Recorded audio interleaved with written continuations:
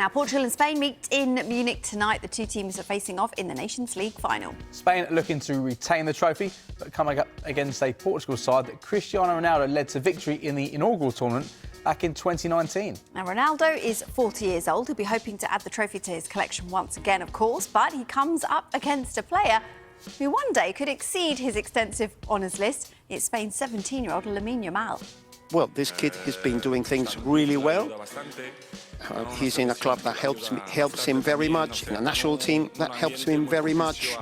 It's a very good atmosphere for him to show his qualities that are very big.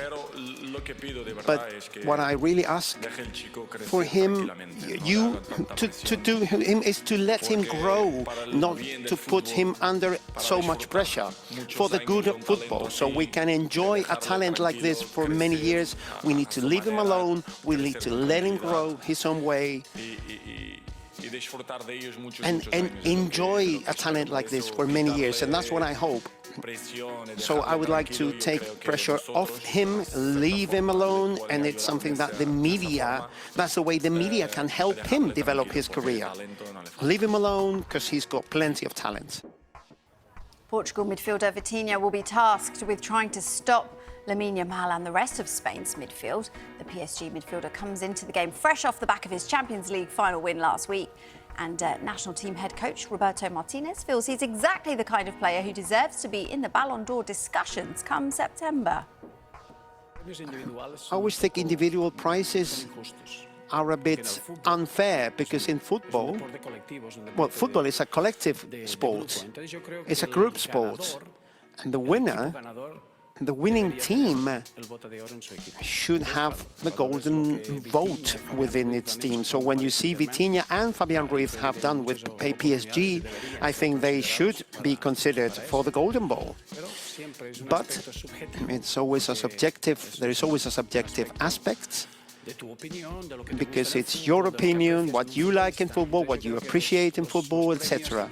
So I think individual prizes within the context of football are a little bit difficult to describe. For me, that I have to work, the opportunity to work with Vitinha, I appreciate what he is as a footballer, and I think he's an outstanding player. It's a little bit like what we were saying, he's this kind of unique players who are very difficult to find. If he doesn't win it now, he'll have chances to win it in his career. Elsewhere in the Nations League, France faced Germany in a third-place playoff in Stuttgart. France captain Kylian Mbappe had to watch on as his former PSG teammates won the Champions League last week, and he said that he had no doubts that his national team colleague Ousmane Dembélé should be the favourite to win the Ballon d'Or. Do I really need to explain myself? We talk about who at the moment? Lamine Yamal, Ousmane Dembélé. I would vote for Dembélé.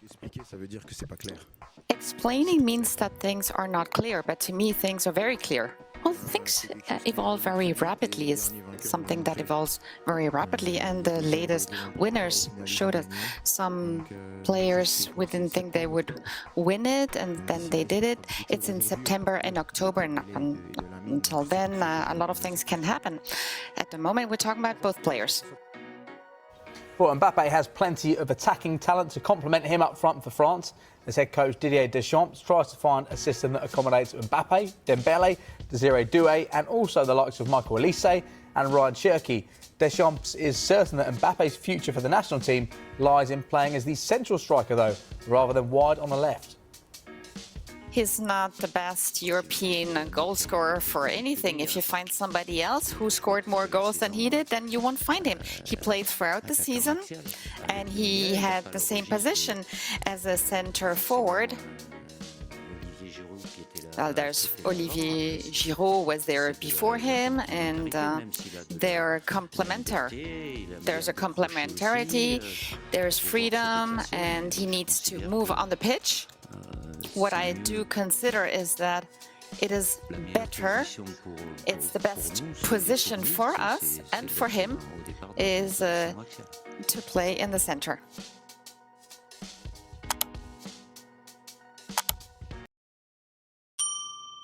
He's just going to continue. That win today gives them the confidence moving forward. I definitely think that Portugal is in the conversation with among the favorites for the 26 World Cup. And welcome into the Golazo Network studios, everybody. I'm Nate Bucati alongside Stephano Fissaro. Just got done with a compelling Nations League final. Portugal 5-3 in penalties over Spain to lift the trophy. It was 2-2 after extra time, and in penalties, Portugal get it done. What's the biggest takeaway we have from this match? The biggest takeaway is that everyone's thinking that Spain and France are the two best teams in Europe, and Portugal had something to say about it. They played level with Spain, with the Spanish side that everyone was favoring for this match, that have been really the story since they won the Euros and continuing on. This is a team that I think was expected to win. They were expecting to win. The superstars of Nico Williams and Lamine Yamal showing out. But it's a 40-year-old and Cristiano Ronaldo that gets the equalizing goal for Portugal, and it's that mix of the veteran leadership from a guy like Cristiano Ronaldo and a Bruno Fernandez, and you mix in a Vitinha, a Mendes, a Neves. These are players that are absolutely stellar in Europe, and they showed that they are one of the teams to be reckoned with when you're talking about World Cup favorites next year. Portugal announcing themselves and said, hey, we're here too. And for all those big names you mentioned for Spain, it was a couple of guys from Real Sociedad who ended up with the goals on the Spanish side of things. Zubamendi in the 21st minute. Then there was the answer from Mendes in the 26th for Portugal. Oyarzabal gets the goal to make it 2-1 for Spain. And then that man, Cristiano Ronaldo. He did it in the semifinals. He did it again in this match. And Stephano, it's a really fascinating conversation with Ronaldo because at this age, there are a lot of people saying, is he holding this Portugal side back by forcing himself into the lineup? You can't bench a guy like Cristiano Ronaldo, but he ends up with the goal in the semifinal. He ends up with the goal in this one. He had one touch inside the opponent's penalty area this entire match, but that one touch was the goal, and it was a heck of a finish as well. A clever finish, a goal scorer's finish. What do we say about the legacy of Ronaldo and what he's accomplished in this competition to add to everything he's already done in his career? Yeah, second time they win the UEFA Nations League. He also won the Euros with Portugal. Look, you know, I think it is an easy conversation to have and say, well, this Ronaldo could be holding this Portugal side back. From what, though? They just won. That's what I'm saying. and every time he scores goals, he still finds a way to score goals. The man can score goals still, even at this age, at every level, and he's finding ways to do that. And again, he gets the biggest goal of the game in this one to level the score. A smart striker's goal where he's fighting off a defender, gives him just that little nudge to create the space and get his goal. So it's difficult to criticize him when he keeps doing it. I think that what you're seeing now is he's okay with being subbed off. He understands that maybe he can't play 120 minutes in a game like this when a trophy's on the line. He's understanding that. He's taking it a lot better than he used to in the past. And he was the biggest cheerleader on the sideline during that penalty shootout when he's watching his team and can't even watch at some point, has to have his head down because he's so nervous. You can tell how much he wanted it. You can't leave him off the pitch if he's still scoring goals for his national team. He wants to be a part of this team because he knows that he has enough talent to possibly threaten one of the top teams in the World Cup. You talked about some of the young talent on this side, and there is young talent for this Portugal side. Guys that have now won trophies for club and country this year as well. As you mentioned, I think we come into this almost exactly a year away from the World Cup starting next year. Thinking about sides, rightfully so, like Spain and France. Maybe you throw England in there. Argentina, of course. Portugal belong in this conversation right now. Are they at that level, and will they be one of the favorites when they come to the United States, Mexico, and Canada in 12 months' time? I think so. I do. And, you know, I probably wouldn't have said that a couple of years ago, but when you see the way that this team has been able to develop and the players that are playing at the highest level, I mean, we look at the penalties alone. Ruben Neves, Nuno Mendes, Bruno Fernandez still doing at that level. Vitinha, what a year Vitinha has had, winning a treble with PSG, now winning with Portugal, the Nations League.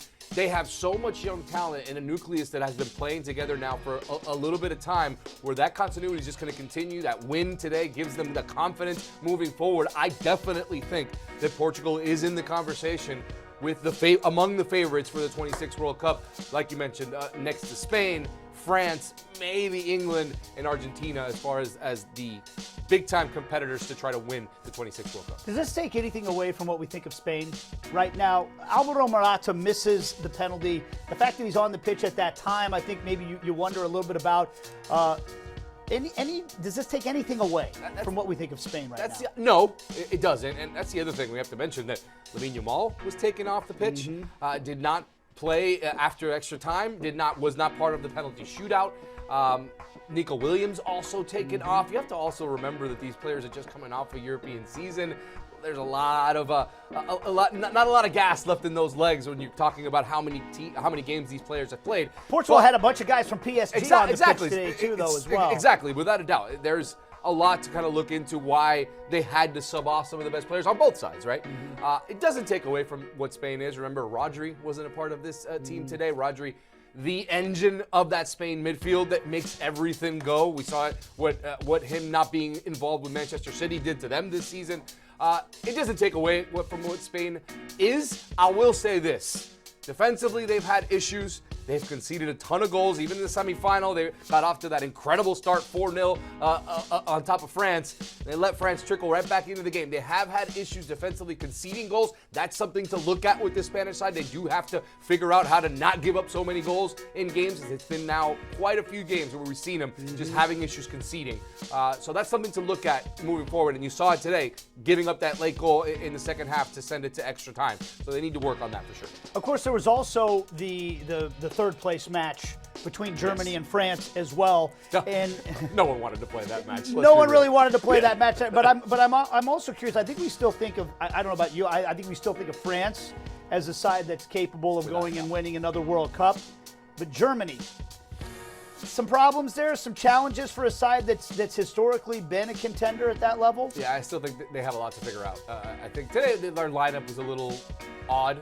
You had Florian Wirtz starting on the wing, not really playing at his natural number 10 position. They had a backup as far as their forward is concerned. Fulkrug, not exactly the best guy at that position. They still have a lot to figure out. They're not at that level, which is crazy to say when you're talking about a German side that throughout basically my entire life has been one of the best teams in the world. They're not at that level yet. They still have some things to figure out. Didn't have their full team. I think they really missed Jamal Musiala. But this France side, I mean, they have two teams. They have a team on the pitch, and they have a team that can win the World Cup on the bench, right? They have enough to field two different teams, and both of them have enough talent to win the World Cup. It is really impressive what they have. Not getting it done in the semifinal, but showed their class today and get third place in this tournament.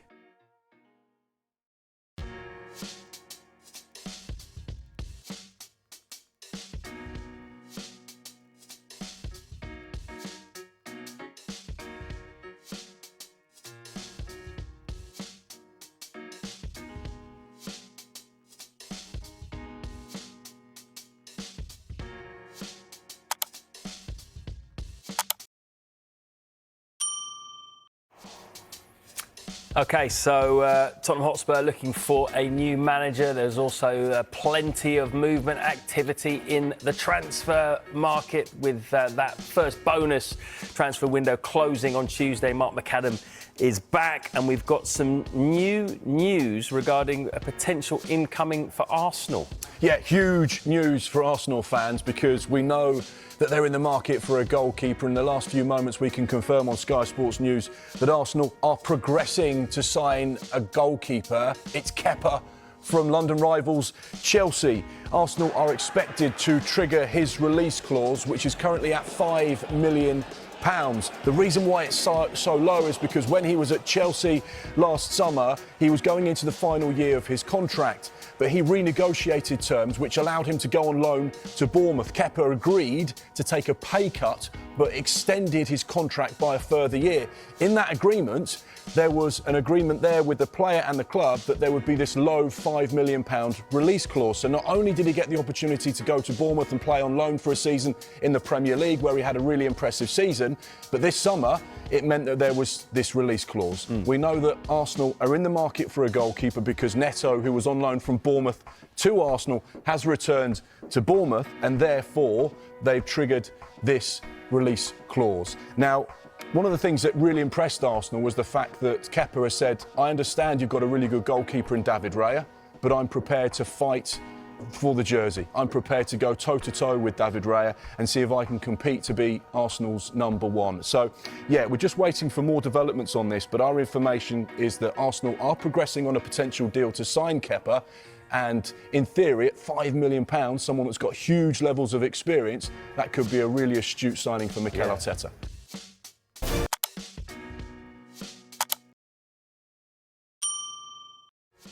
Right, let's get more transfer news now. If you missed the top of the hour, the breaking news is that Wolves are considering making an offer for the Nice forward, Evan Guessant, in a deal which could be worth more than £25 million.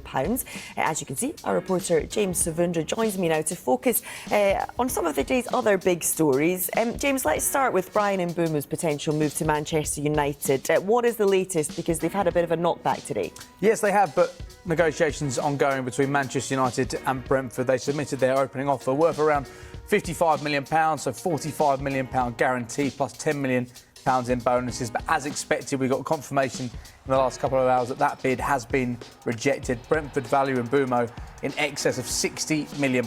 They are willing to listen to offers for him. There is a feeling that he's earned the right and earned the chance to move to a bigger club if one meets his valuation. He signed for them as a teenager, 250 appearances he's nearly made for West London club. He's played such a huge role in their rise. But United have received encouragement that Mbeumo wants to move to Old Trafford. Clearly, a number of clubs want him this summer, but his preference, it seems right now, is to move to Manchester United. And one thing Thomas Frank said, he did suggest that Mbeumo could potentially leave this summer, but he did say it's going to be very expensive for whoever wants to try to sign him this summer. So right now it looks like United are a little bit short of what Brentford want, but negotiations are ongoing. So things are definitely moving in the right direction despite that knockback. OK, what about Liverpool then? Because they've already made moves in terms of incomings in this mini transfer window, but they've now got to deal with interest in some of their players. Yeah, Luis Diaz, Liverpool have rejected an approach from Barcelona. Barcelona have been interested in him for a long period of time. There's also interest from the Saudi Pro League as well. He's 28 years of age, 2 years left on his contract, and there's no real indication that Liverpool are actively looking to extend that deal, and that has led to potential speculation around his future. He played such an important role for Liverpool this season. His best goal-scoring return in the Premier League. He scored 13 in total. Featured a lot on the left, but towards the back end of the season as a false nine. Liverpool on the search, you think, for a striker in this transfer window, but their stance on Luis Diaz is they don't want to sell him in this transfer window. In terms of incomings, they're still working on the deals to bring Florian Wirtz to the club and Milos Kerkez and Jeremy Frimpong already through the door. But one player that Arne Slot wants as part of his squad next season is Luis Diaz, and Liverpool have rejected an approach from Barcelona for him. OK, finally for now then, we know Wolves left-back Ryan Ait-Nouri is a target for Manchester City. Ait-Nouri is the speculation linking him with what's he had to say? He's not given a huge amount away. He's on international duty right now. Algeria play Rwanda today, then they also play Sweden next week. He's not giving too much away around the situation. He says, we'll see how it goes. Honestly, I do not know at all. I'm concentrating on the next two matches. We will see. He was asked about Pep Guardiola. He says everyone knows he is a great coach. And to give you some context here, Manchester City would like to sign Ait-Nouri from Wolves before this mini deadline shuts on Tuesday. They want him to be part of their Club World Cup squad. There's been no verbal club-to-club contact, no bid as of yet. We're expecting Wolves to be looking for above £50 million for his services. He's got 1 year left on his contract, but crucially, Wolves do have the option to extend that by a further year. And at the same time, they're considering a bid for Evan Gosson. So it looks like Ait-Nouri could potentially be moving away, but Evan Gosson is a player that they're monitoring right now and considering whether or not to make a bid. So £50 million looks like what Manchester City are going to need, maybe more than that to get Ryan Ait-Nouri. But right now, he's not giving a huge amount away. He's focusing on that game against Rwanda at 5 o'clock this evening. Brilliant stuff, James. Thank you very much.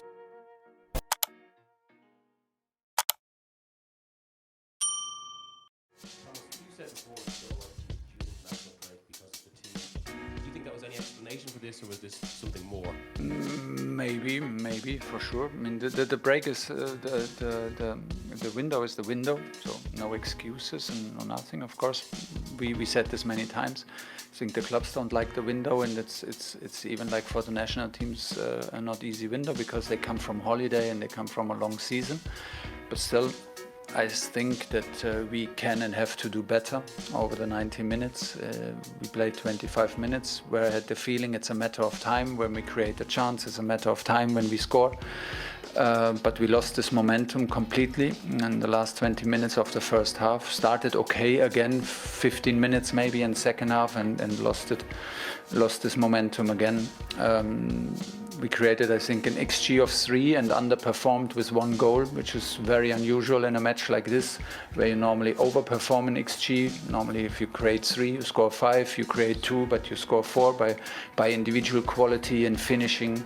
But yeah, it was a lack of energy, lack of quality in these moments, in the end of both halves. And yeah, I think it's the most honest thing to admit it and not to talk around it. We expect more from us. We can deliver more from us, and yeah, we'll try to take this as a learning and do better as quickly as possible.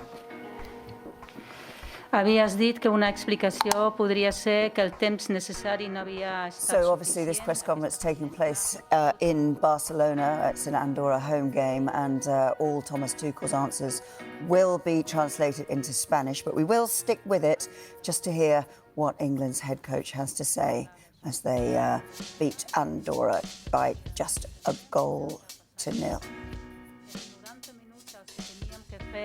El nostre joc i aprofitar les oportunitats que teníem, i hem perdut aquest momentum. Hem començat molt bé i després ho hem perdut. Els primers 15 minuts molt bé, de tots dos parts, primera part, segona part, 15 minuts molt bé, i després un gol és molt poc, ho sabem tots, has de tenir moltes oportunitats i al final marcar 4 gols. Això seria lo normal. Normalment en aquests partits tens més del que en si esperes. I al final, ja l'he comentat, aquesta falta de qualitat d'energia, al final ho hem d'admitir que ha passat això. Hem d'exigir més i hem d'aprofitar-ho com un aprenentatge. Thomas? Yeah. The England fans booed at half-time and full-time, and also some of them sang abusive songs about the Prime Minister, Keir Starmer. Can I just get your reaction to both of those things? The booing is okay. First of all, support was amazing, unbelievable, created a fantastic atmosphere for a match like this. I came home, when I came out, I straight away was excited, and they made it a very special atmosphere. First of all, they were underwhelmed and not happy with our performance, especially how we ended first half. So I don't think that we can blame them for that. And we cannot even blame them how we ended the match. In the opposite, I thought they were fantastic throughout the whole match. I did not hear anything about what you said about abusive songs or chants, so if it happened, it's of course not acceptable, but I didn't hear it. Havíem sentit alguna cosa així de cançons i paraules i cridaire dels seguidors. Thomas Tuchel speaking to the press after the 1-0 win over Andorra, just listening to the translator translating his answers into England. First, he's mostly said that he expects the team to do better, that they underperformed on XG, and it's important to admit that they did expect more. They lost momentum after 25 good minutes in the first half and maybe only 15 in the second half. And he said he understands the fans booing, but thanks them for their fantastic support during the game. Tercera victòria consecutiva amb la selecció nacional. Com has vist aquest partit? I en especial vull preguntar-te com has vist el partit de Jude Bellingham. He's from the Diario Sports, and he would like to know how you see this whole game against Andorra, and mostly how you see the performance of Jude Bellingham. Well, I think I gave now a lot of explanations about the whole game. It will be a bit boring if I repeat it again, what I saw in the match. It is the third time that we play against a deep block. It's the third time we play against a 5-4-1 from the opponent, and it is we struggled heavily in the ending of the first half and the ending of the second half to create, to show the quality in one-on-ones. To create overloads and create decisive situations for us, and that includes Jude as any other player. Thomas. Bé, ja he donat explicacions. So, Tuchel responding to a question from the Spanish journalist specifically interested in Jude Bellingham, and he refused really to single him out, just felt that they struggled to break down a deep block, the third time they've played against one after, of course, games against Albania and Latvia, struggling at the end of the first and second half to create overloads and decisive situations. You can see how hard you're working to address the attitude or the mentality of England's players, and we've been at the training camp, they've enjoyed themselves, they're enthusiastic coming into games like this. Can you explain how they can go from that to what we saw towards the end of the game? Is there something holding them back, or? I don't know. We will have a close look because you're right. They were enthusiastic and they showed as a group when they are in camp. But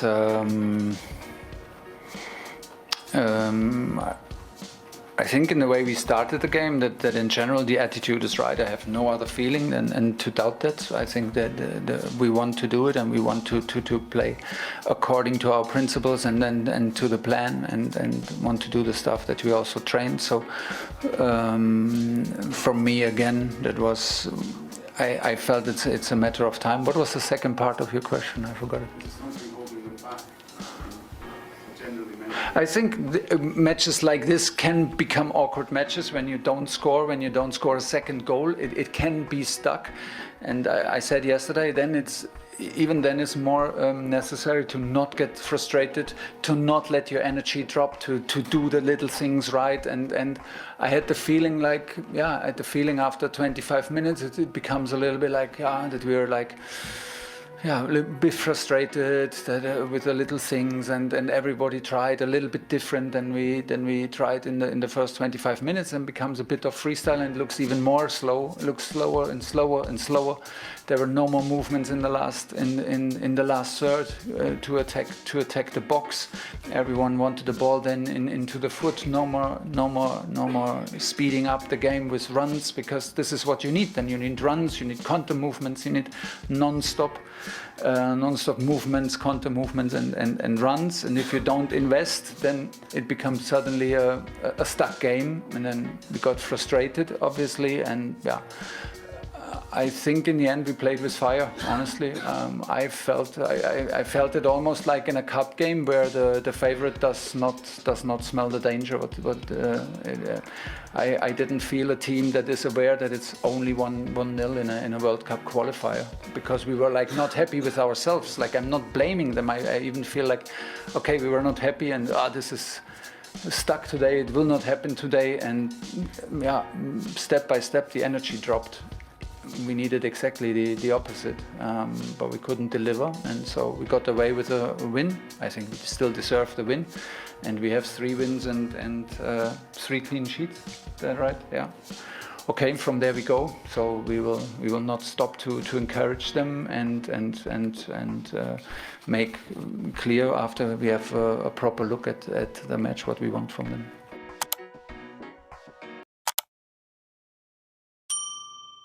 OK, more now on our top story. Ange Postecoglou has been sacked as Tottenham boss. For more reaction, we're joined by another man who stood in the Spurs dugout, I should say, our very own Tim Sherwood. Tim, thank you very much for joining us this evening here on Sky Sports News. Big news this evening then. What's your reaction to it? I'm not surprised, to be perfectly honest. It doesn't mean to say I agree with the decision. I just felt that having lost 22 games in the Premier League and finished in a position where Tottenham did, I thought that it wouldn't have sat well with the hierarchy there, even though they went on and won a major European competition and qualified for the Champions League in the meantime. I feel sorry for Ange. I think he's been a breath of fresh air. That's what he's been to the football club and to the Premier League. He's great for you guys as well. That look there after the Brighton game, I think was the writing on the wall there when I saw Daniel's face there. I just felt that obviously he's not happy that the team has just lost at home again. But let's have it right. Ange Postecoglou had his eye on one prize, and he's give the Tottenham fans and the Tottenham players and himself on the greatest days of the history of the football club. And you can never take that away from him. And he will walk with his head held very, very high. And he will go and get another job somewhere else, and he will lift more trophies in the future, I'm sure of that. The fact is, Tim, he won a trophy, which Spurs fans in the club had been waiting for a very long time. He delivered in that objective. Did that count for nothing? Do you think this decision was going to be the same either way, or did it just make the decision a bit harder? Absolutely that. It's made it a little bit harder. I'm sure that the people... The thing I would like to know is who is making the decision. They keep saying the board. Who are the board? Is there any footballing people on that board?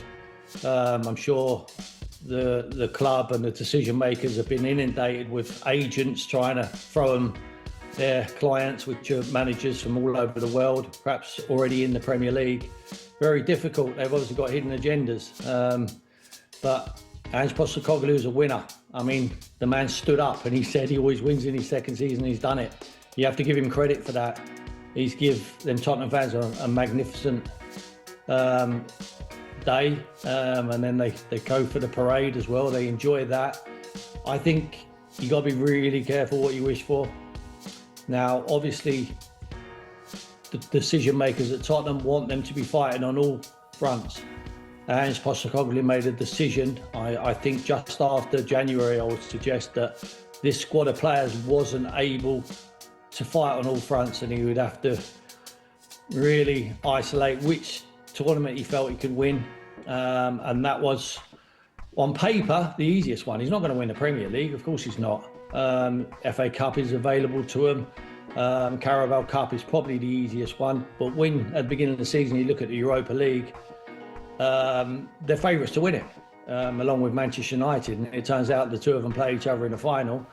And he's achieved something what a lot of other managers have tried previously and failed to do with a lot better squad of players as well. So I've got a lot of admiration for him. I think, like I say, he can be proud of the job he's done at Tottenham. Yes, obviously the league form wasn't good enough. And I think that's where it's let it down. But I would worry for the Tottenham fans, because the new man going in there, what is the objective? You know, the objective is not to win trophies, obviously, because Ange has delivered that. The objective is to be more competitive in the Premier League, which is the bread and butter, where people pay for their season tickets and they go and watch them week in, week out. Well, that seems to be the objective of the board. You need to be quite clear when you're going in there, whoever it may be. There's a lot of managers being touted around. They need to make sure they know what the objective is and what success looks like. Because if Ange would have said at the beginning of this season, I'll tell you what I'll do, I'll deliver you the Europa League trophy and we're qualified for the Champions League, but I would also finish in 17th place in the Premier League, and the chairman or whoever makes the decisions would say, oh no, you're going to get sacked on that basis. I'm sure he wouldn't change his way. I'm sure he would continue doing exactly what he's done this season.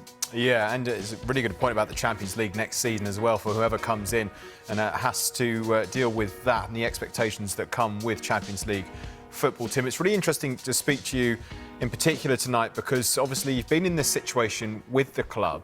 Just wondering how you think Ange Postecoglou will be feeling this evening.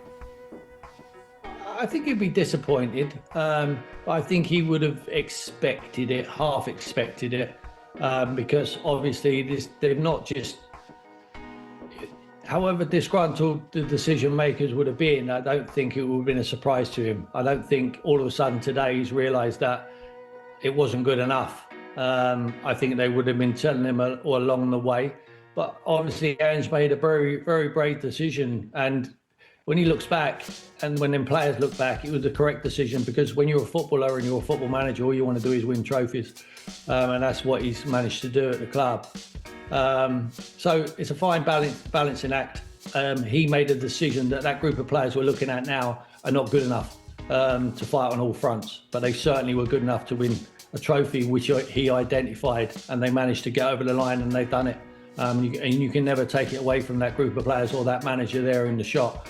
But it wasn't good enough, obviously. You have to be the decision makers are making a decision that if you're a Tottenham manager, you have to be fighting on all fronts, and you can't just throw the towel in on the Premier League campaign, even though they were never going to get relegated because the Championship teams who come up last year were so bad. Something that's not seeming to get too much of a mention is the fact that Ange Postecoglou has had to do these 2 seasons without Harry Kane, a man that you know well. Tim, do you think that he should get more credit for having to sort of rebuild after one of England's best ever players left the club? Yeah, absolutely. And not only that, I mean, it's well documented, he had a lot of injuries to key players, especially Mickey van der Ven and Romero for large parts of the season.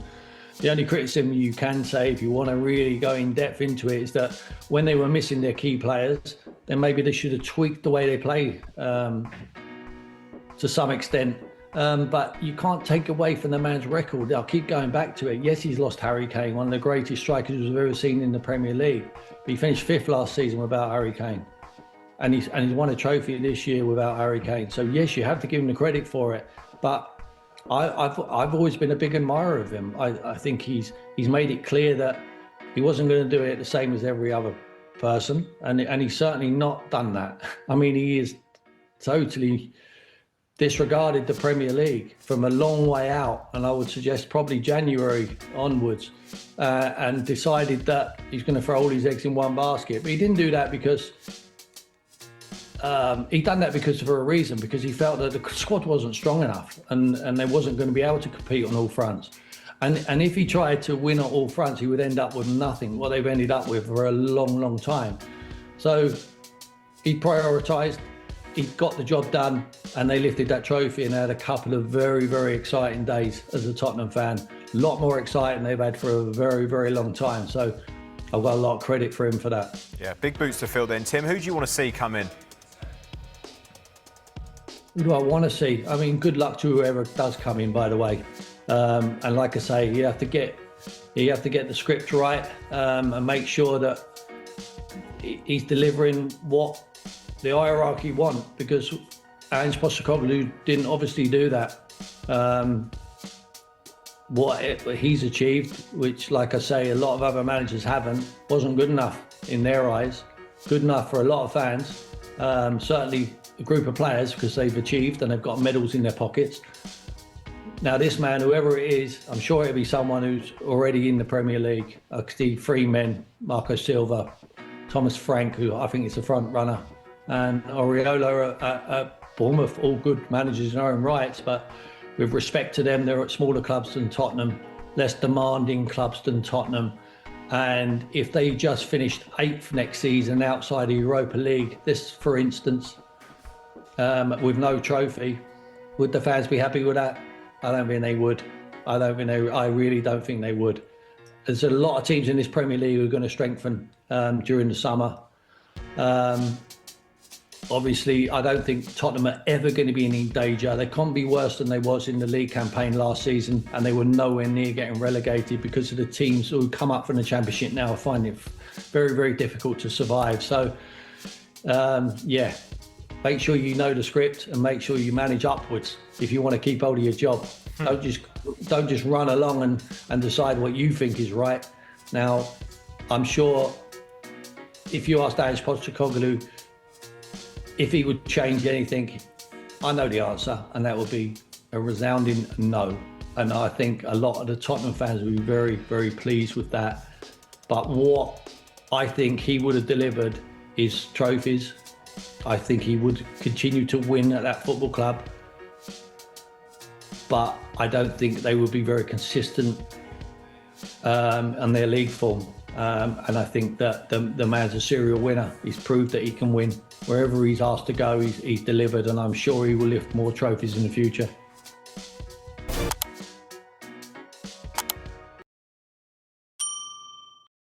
We will leave it there at Oakwell because there's some huge breaking news to bring you that Ange Postecoglou is going to be sacked by Tottenham Hotspur as their head coach. So delivering the Europa League title at the end of the season, not enough to keep Postecoglou in his job. He always says that he wins something in his second season. Well, he did that, but Tottenham's performance in the Premier League, not, you would think, in the eyes of Daniel Levy, at least up to the required standard for Spurs. 22 Premier League defeats for Tottenham Hotspur last season, the most in a 38-game season by a team not to be relegated. And that means that Ange Postecoglou has paid with his job. 101 games in charge, 47 wins, 15 draws and 39 defeats. So let's head live to Michael Bridge, our reporter, for instant reaction on something that even despite that success, Michael, we sensed was coming. Well, yes and no. I mean, many supporters were backing with Ange after winning the first European trophy for 41 years, first trophy of any kind for 17 years. But of course, 17th isn't deemed good enough. 22 defeats, as you mentioned. The league table doesn't make great reading at all. Now, there were reports at the end of last season that Spurs were potentially going to make a change regardless of whether Spurs won the Europa League or not. But there was so much celebration afterwards. 225,000 literally 2 weeks ago. And then, of course, Ange Postecoglou, as we know, he loves a soundbite. I always win things in my second season. Another mic drop moment, season 3. But then he did say the day later, before the Brighton press conference, sometimes the main actor in season 3 gets killed off. So it looks as if Ange Postecoglou does not get a season 3, and it looks like his time at Tottenham Hotspur is up.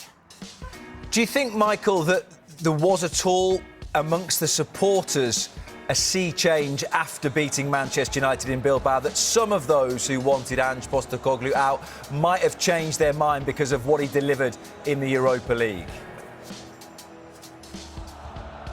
I think so. I think, you know, for Tottenham Hotspur, winning the Europa League, of course, Champions League football, fantastic. But you speak to a lot of Spurs fans, it's not really about that. It's about winning that trophy. Everyone likes to rib Tottenham about not winning trophies, and they've won that first trophy in 17 years. It's not just any old trophy as well, Rob.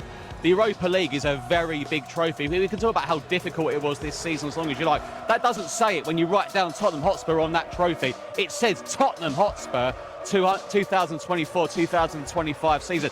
People say to me, oh, it was a boring final. It doesn't matter. Spurs won the Europa League and they got that trophy and Champions League football. Of course, Champions League football, very lucrative. But even so, it's not deemed good enough, and it looks as if Spurs will be looking for a new manager. Well, that search, you would think, is already underway. So let's just bring you the information that we can already give you about Tottenham's pursuit of a new manager.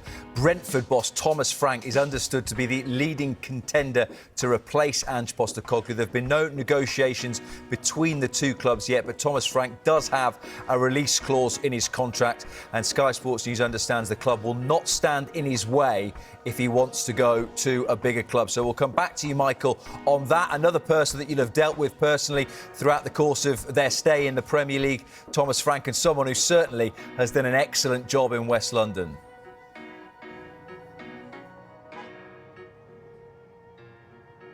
Sorry, Rob, are you talking to me?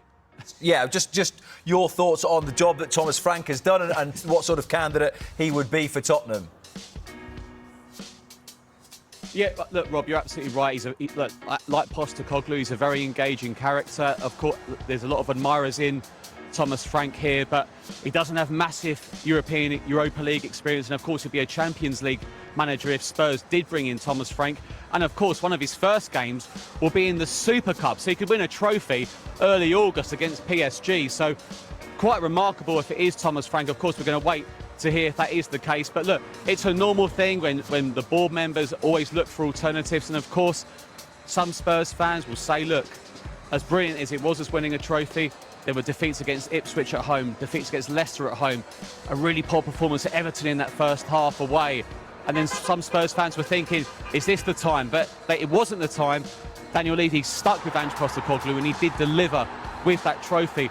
There are probably concerns with the league form last season and the Europa League, and you're going up another 5 to 10 levels from the Europa League to Champions League. Can this current squad handle Champions League and League? You can't rest players in the early stages of the Europa League. You've got to go full strength in the Champions League, of course. You've got to go full strength in the Premier League. So that might have been something that Daniel Levy was thinking about as well. And of course, Thomas Frank now is a very experienced Premier League manager.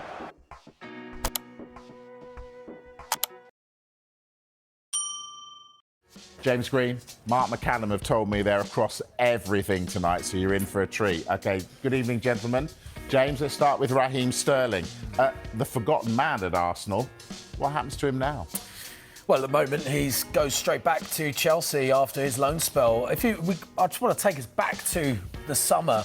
And actually, when that signing was made, it felt like it was a signing that made a lot of sense. Arsenal didn't have to pay his full wages. Chelsea were supplementing a big portion of that. Player with a lot of experience. He had a great time at Manchester City. I think between 2017 and 2020, he scored 18, 17, 20 goals. This is a proven goal scorer, over 80 caps for England. It felt like that deal made sense. Bit of backup for Bukayo Saka. But it hadn't worked out. 28 appearances in all competitions, just one goal, and that came in the Carabao Cup, third round against Bolton, 6 Premier League starts.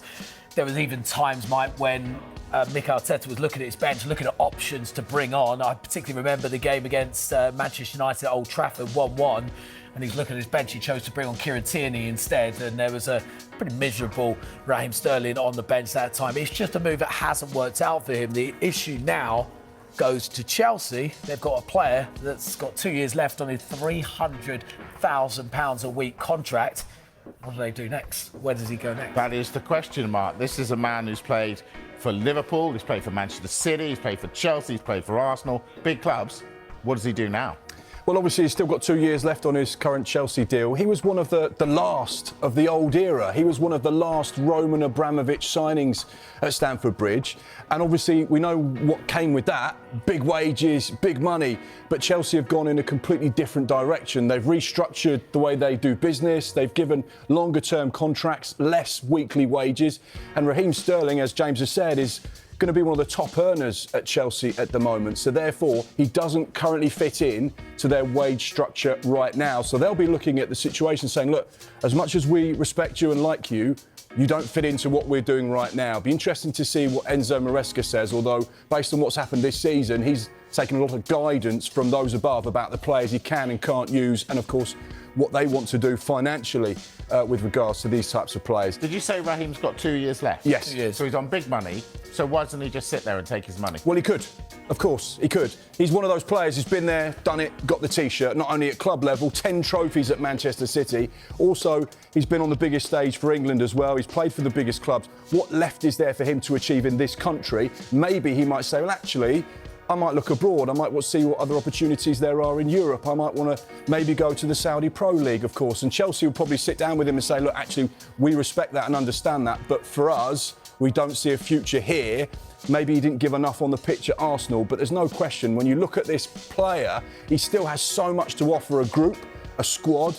And I think that's the key thing for Raheem Sterling. OK, all right. So Raheem, he's on his way out of Arsenal of that loan spell. Thomas Partey at one stage looked like he was on his way out of Arsenal. No more. What's the latest with him, James? The latest is Arsenal are in talks with his representatives about extending his contract. Now, his contract runs out at the end of June. Now, Arsenal this evening or this afternoon, they announced players leaving the whole squad, not just the men's team, the women's team, the academy as well. His name was at the bottom with alongside, I think Chloe Kelly's was on there from the women's side as well. The fact they're having discussions about potentially extending. This is a player, 31 years old. He made more appearances in the Premier League for Arsenal this season than he has done in all the other seasons previously. So 5 seasons. He's been remarkably important for Arsenal this season, perhaps surprisingly for some actually, but he really brought the best out of Declan Rice. Declan Rice speaks so highly about his role in the team. He was adaptable this season, able to play right back for big portions when Arsenal went through their full-back problems, when every single full-back they had, which was at the start of the season deemed an area where they've got so many, but they all seem to be full crock of injuries. He's stepped in then. So, look, he's a player that did become very important. And if you look at Arsenal's midfield now, if he was to go, Jorginho's on his way to Flamengo after his contract expires. Declan Rice, Mikel Merino who played mostly back in the season as a centre-forward. Miles Lewis-Skelly, who potentially now sees his future as a left-back. It leaves that central midfield area pretty bare, especially a defensive midfield area, if you can extend his contract and if they can negotiate the best wage structure for the club and for the player. It seems like that's a deal that will make sense to extend that for either a year or another year. And Zubimendi coming into Arsenal as well. Still not happened yet officially, but that's one to keep an eye on because we understand that Arsenal have triggered his release clause. So, yeah, that is another addition to that midfield area that is obviously in desperate need of numbers at the moment. Yeah, great signing too. I want to take you back to Chelsea, Mark. No, James, you can do this. What's the goalkeeping situation? Well, look, mind you, on this, we were talking about a little bit yesterday when news kind of filtered that Chelsea might be interested in the goalkeeper. Now, we understand that actually Chelsea have been offered the services of the goalkeeper, but they're trying to negotiate the fee. They don't want to pay a big fee for this for the keeper because he's got 1 year left on his contract. He's an experienced keeper, France #1, 29 years old, AC Milan captain. And actually, when we look at that Chelsea side, and a lot of questions asked about Chelsea over the last year has been about their lack of experience. Well, this is certainly a player who will be able to provide that. Leadership qualities in there as well. And I think Robert Sanchez, their current #1, maybe an unconvincing season in goal, but Chelsea at the moment still comfortable with the goalkeepers they've got. I think they've got 4, or we may have worked out about 8 or 9 yesterday, but 4 main first choice keepers that they like and they're comfortable with, and they're not going to be rushed into a decision, but it feels like this is an opportunity that's been provided to them. Maybe not an area they were looking to target originally in this summer transfer window, but as we know, clubs need to be adaptable to opportunities that just come up, and this could be one that they might well take advantage of. Yeah, it's interesting. The Raheem Sterling situation reminds us that there are an awful lot of players going back to their parent clubs who their parent clubs may or may not want them. Mark, talk us through that situation, and in particular, Philip Billing, who, of course, has got a nice Serie A trophy round. Incredible. Another player just on that theme as well, Kepa, going from Bournemouth to Chelsea. One player going back into Bournemouth is this man, Philip Billing. And it's amazing, really, because he wasn't getting a lot of game time, wasn't starting many matches, wasn't playing his best football, although at times he'd been incredible for Bournemouth. Went out on loan in January, the winter window, to Napoli. Didn't start many games in Serie A, but earned enough to get himself a medal. And now comes back to Bournemouth as a Serie A winner under Antonio Conte. So quite astonishing, really. He looked like he just wasn't going to get any game time. Suddenly, he comes back with a league title. So, yeah, that's the situation. He's going to return from Napoli to Bournemouth. There was an option in that deal, but at the minute it doesn't look like Napoli are going to trigger it. But like you rightly say, this is one of many players that have all been sent out on loan for the back half of last season that are all suddenly going to be back at their clubs. Yeah, and we talked a lot about Jadon Sancho yesterday, but I want to talk Marcus Rashford. What on earth are Manchester United going to do with him? Well, this is, again, another one, isn't it? And I think we look at Rashford, we look at Sancho, you look at Anthony. I think we might get on to Anthony a little bit. But you look at where loan signings actually work well. Look, he had no future at Manchester United. Ruben Amorim made it very, very clear he didn't want him part of the first team squad. Actually very different to the Anthony situation, where Anthony was included in pretty much the majority of Amorim's squads.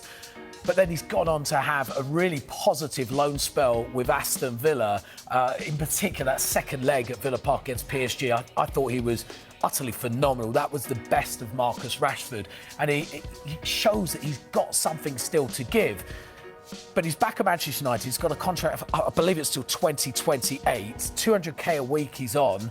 Manchester United are looking to offload. So the options are really, is someone going to come in and pay £40 million, which seems to be the fee that's earmarked for Marcus Rashford, or is someone going to come in and want to loan the player and pay his 200k a week wages? That's the options he's got. But it's where... Talk me through the mechanics of this then. How does it work? If you're someone who's interested in Rashford, do you just sit tight and wait and wait and wait until Manchester United are desperate to get rid, so you get the best deal? Is that how it works? Absolutely. If you walk into Manchester United and say, we want to take Marcus Rashford, they're going to say, you've got to pay all of his wages and you've got to give us £40 million. Full stop. And that's if you want him now. If you want him now. In 4 weeks' time, that might change. In 6 weeks' time, that might change.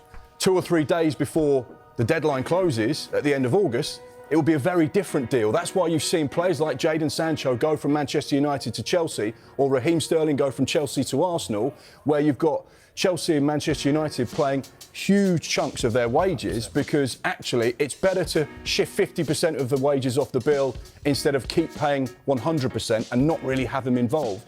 So therefore, this is where a lot of clubs will sit tight over the course of the start of this window. You see clubs like Liverpool who go into the market. They've got targeted players. This is what we want. This is where we're going to go and strengthen. And these are the players that are going to add to our squad. And for those other players that may be a little bit further down the list, they'll just go, well, let's just wait and see. There's not going to be huge numbers of clubs coming in for Marcus Rashford right now because, as James has said, £40 million, £300,000 a week. That's a tough deal to do for most clubs. So therefore, there's only a very small group of clubs that can entertain that kind of finance. So they'll just say, well, let's just wait and see. And then they'll make their move. So at the minute, there will be one price, but in 6 weeks' time or 10 weeks' time, that price will change. And, you know, as I was mentioning, Amorim made it pretty clear he doesn't see Marcus Rashford as part of his plans moving forward. So again, clubs can go, right, let's take a step back. We've got time on this because they're going to want to offload him. They want to offload this player. We're going to try and get the best deal possible. So it's a massive game of chicken, is what you're telling me. Yeah. So Always. Anthony's back at Manchester United. Same for him, is it? Yeah, same situation. Obviously, he got to the Europa Conference League final of Real Betis. Was starting week in, week out, was scoring, was putting on social media how much he was loving life in Spain. Away from United. And therefore, you know, he was making all of those right noises. But this is a player that Manchester United invested around £80 million in, and they're paying him handsomely as well. They are going to want to recoup as much of that as they possibly can. My information is that Manchester United are open to all types of offers for Anthony, but you know that Real Betis are not going to get anywhere close to £80 million. So therefore, is one of those back in the building for the moment, but let's see how things progress. And that's the key with a lot of these players that go back to their parent clubs. How do they get on? What does the manager see? Do they start pre-season with the right type of attitude? Do they show something in those early pre-season training sessions and games where they say, OK, this is a clean slate? And that's where it could get quite interesting for some of these players. Yeah, be good.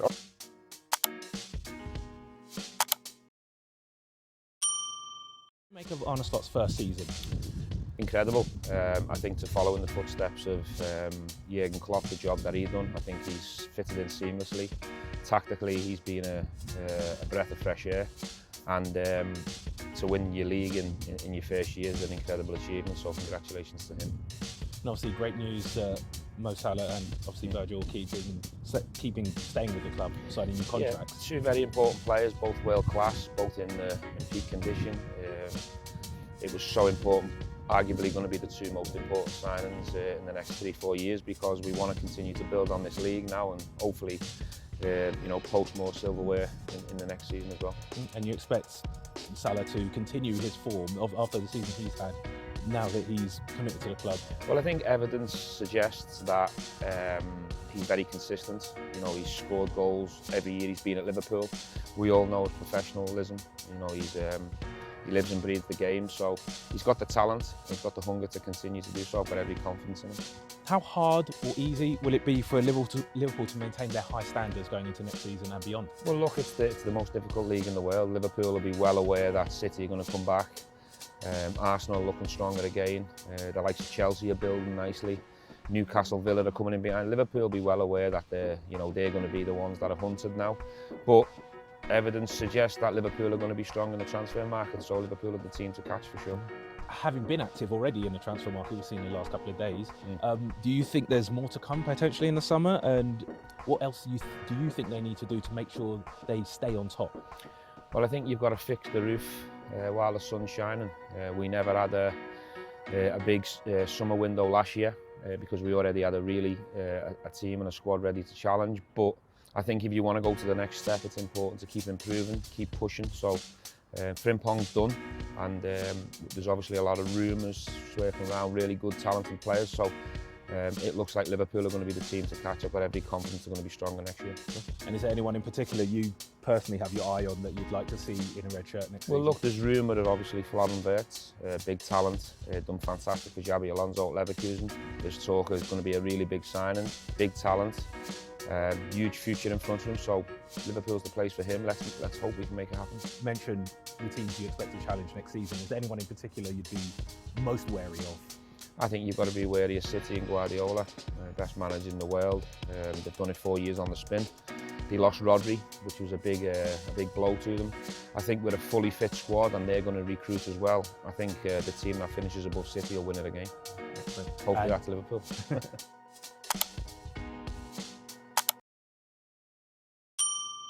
We've spoken a lot about contracts and recruitment and things like that this morning, Gary. Obviously, this little mini transfer window is open at the moment. A lot of discussion as ever about Manchester United. Firstly, to Bruno Fernandez, who it seems we've been reporting this morning, says he doesn't want to move to Saudi Arabia at this stage of his career. How significant is that for United? I mean, it's significant. I think that the money that was on the table was big, so I think that there was an element of this situation that meant that United getting that level of money for someone at Bruno's age, obviously you couldn't say that it would have been a bad deal, but on the other hand, Manchester United's star player, only player at times, for the last sort of 4, 5, 6 years has been Bruno Fernandez. He's the one player that I can point towards that's been a success. Out of the big signings that they've made. He's so important. He's the one player that has the personality and courage to take the ball in difficult situations. If he plays well, United have got half a chance of winning a game, and you saw in the Europa League final, when obviously he had one of his sort of more difficult games, that United were next to nothing in attack. So I think him staying at the club, Cunha coming in, does give them a couple of players with personality that might just make a difference next season, hopefully, because it was obviously a torrid season for them last year. Does it feel significant that he said that he still wants to be there, firstly, for the draw of Manchester United, but also maybe that he has, we've talked about those above the manager, saved them a tricky decision as to whether to cash in or not, because he said, no, I want to stay, so the bid doesn't really matter? Yeah, look, I don't think anybody's doubted his commitment to Manchester United over the last few years, Bruno Fernandez. He plays every single week, he hardly misses a game, he's consistent, his chances created, his goals, his assists have been sensational. And the fact that he wants to stay, the fact that he wants to sort of go through this and come out the other side, because it would have been easy for him at the end of this season to say, look, I'm done here. There will have been a huge amount of money on the table for him to go over to Saudi. But the fact that he's stayed, I think, will endear himself towards Manchester United fans even more. And even towards me. I mean, obviously, I'm a United fan, but the idea that to turn that money down and at a point where Manchester United are at their lowest ebb and say, no, I want to fight through this, I want to see it through the other side, I want to come out and achieve things, I think says a lot about him as a person, as a character, and I think United fans will warm to that, because at this moment in time the club needs people who are going to run through a brick wall for them, and I think the decision he's made this morning, or it feels like he's made this morning, I think that's something that will become apparent. Just a final word then, Gary, before we let you go on the incomings and potential incomings. You mentioned Matheus Cunha and the personality he has. We're expecting an approach for Brian Mbeumo at Brentford later in the week. Does a strategy of proven Premier League players, perhaps not quite at their peak just yet, seem smart from the club? I think they need that. They need players who are going to come in and hit the ground running. And I said before, I mean, United has become a very difficult place for new signings to operate in the last 10 years. Cunha and Mbeumo have got obviously Premier League experience. They've got plenty of games under their belt. It's not new to them. And actually, they're the right type. When I watch Manchester United wide players, they have to be able to get from box to box quickly. They have to be able to run. They have to be able to travel with the ball and without the ball. And Mbeumo and, to be fair, Cunha can do that. They both run forward with real sort of intent and purpose. The couple of 2 or 3 players that are going to leave, they're more jinkers. They're players who, to be fair, play in smaller spaces. For anybody who's played at Old Trafford, even though the size of the pitch, maybe in terms of metrics, might not seem bigger, but it just feels a big pitch to play on. And the width is important. And I know that sort of Ruben Amorim has this system where he plays these 2 players in behind a striker. If those 2 players are Mbeumo and Cunha, then to be fair, Manchester United will at least be able to travel quickly from deep positions into sort of attacking positions, because they can both run. They both sort of got real sort of direct way of playing. And Manchester United, I think it's important that they have that. And we know the likes of Sancho, Rashford, Anthony, and probably Garnacho are going to leave, so they need definitely players in those positions.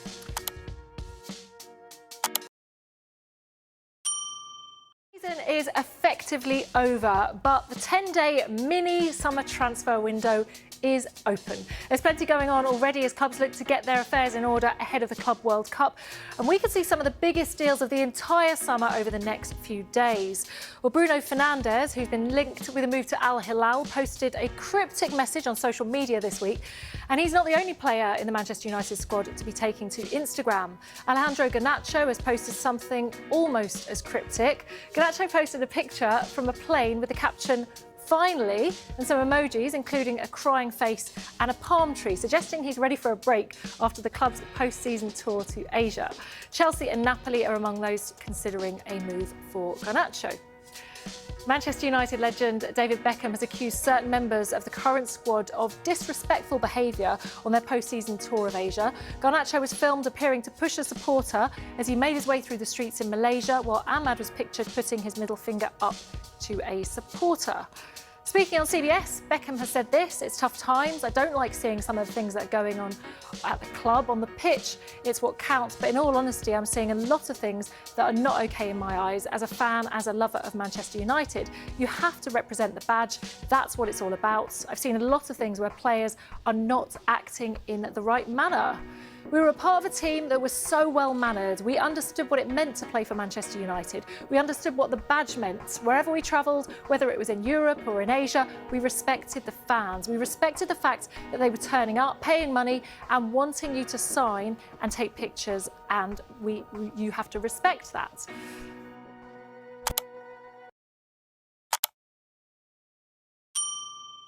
Transfers now. Our chief correspondent Carve Solikol is alongside me. We'll get to Bruno Fernandez in just a moment, but we'll stay with Manchester United to an extent and Jadon Sancho. Yeah, Jadon Sancho obviously has been on loan at Chelsea, but Chelsea are not going to be using their obligation to buy him outright. Now, that obligation is £25 million, and you would think an obligation means you have to pay the £25 million and keep him.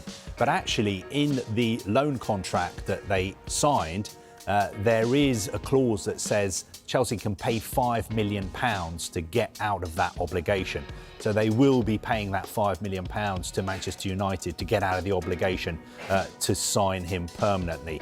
Now, the reason he's going to go back to Manchester United is that Chelsea weren't able to agree personal terms with him.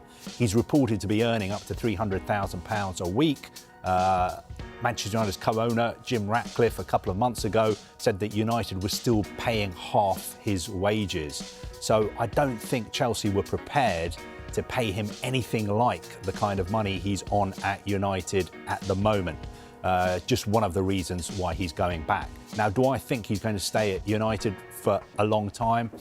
I'd be surprised if he was to play for Manchester United again, because he has a lot of interest from clubs, especially in Europe. So I think it's going to be a sort of short-term thing. When his loan contract ends with Chelsea at the end of June, he will revert to being a full-time Manchester United player again, but I think his representatives are working to try and find him a new club. Do you think that some of those clubs in Europe that you just mentioned are going to be able to pay him the fee he's currently on then?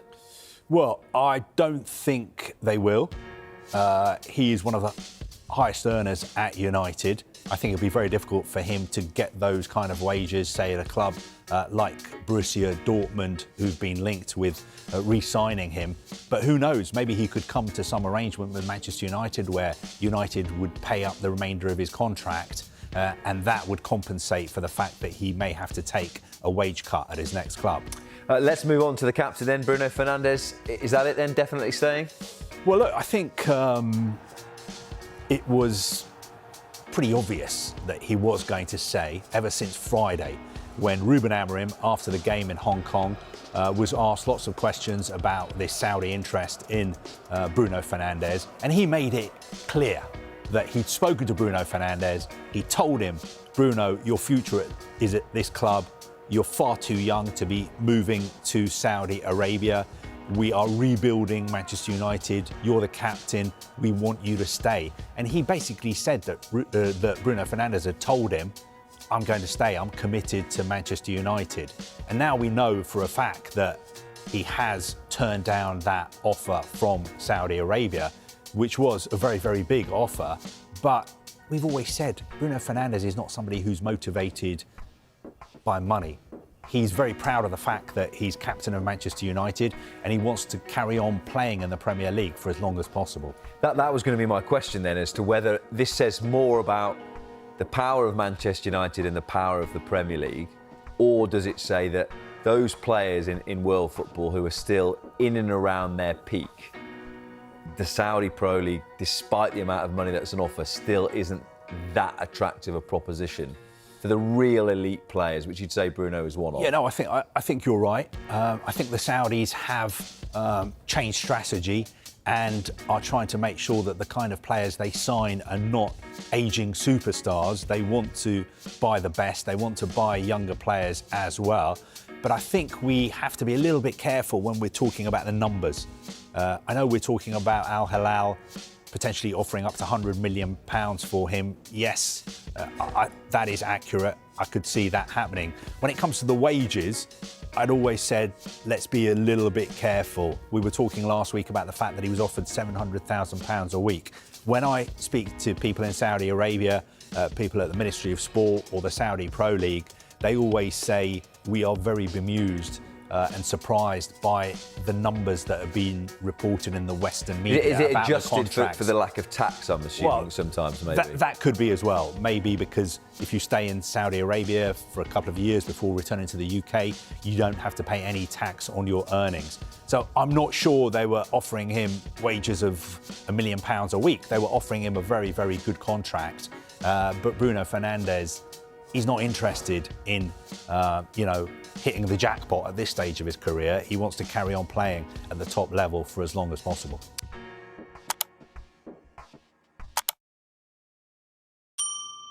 I think it's getting very, very close to being completed now.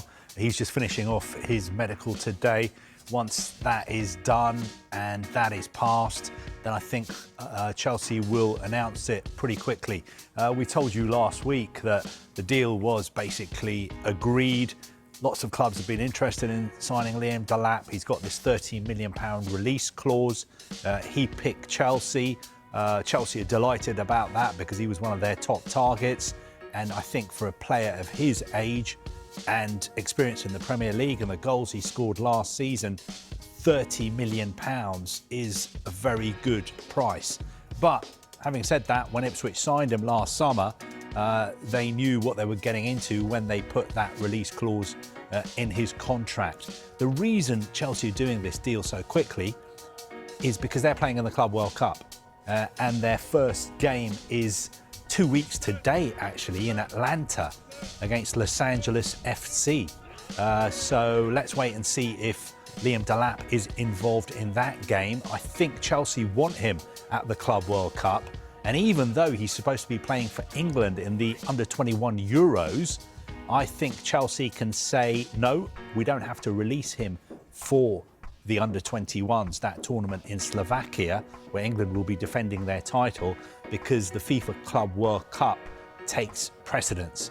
And that's why they can take him to the USA with them instead of him joining up with Lee Carsley's squad in Slovakia. Talk to me about another Englishman that Chelsea are after, Jamie Gittins from Borussia Dortmund. Well, look, we know Chelsea are going to sign another forward. They may sign another out-and-out striker as well, but they'll definitely sign a player who can play on the left-hand side of their forward line. We've told you they're interested in players like Alejandro Garnacho, Nico Williams, and also Jamie Gittins, a player they've been watching for a long time.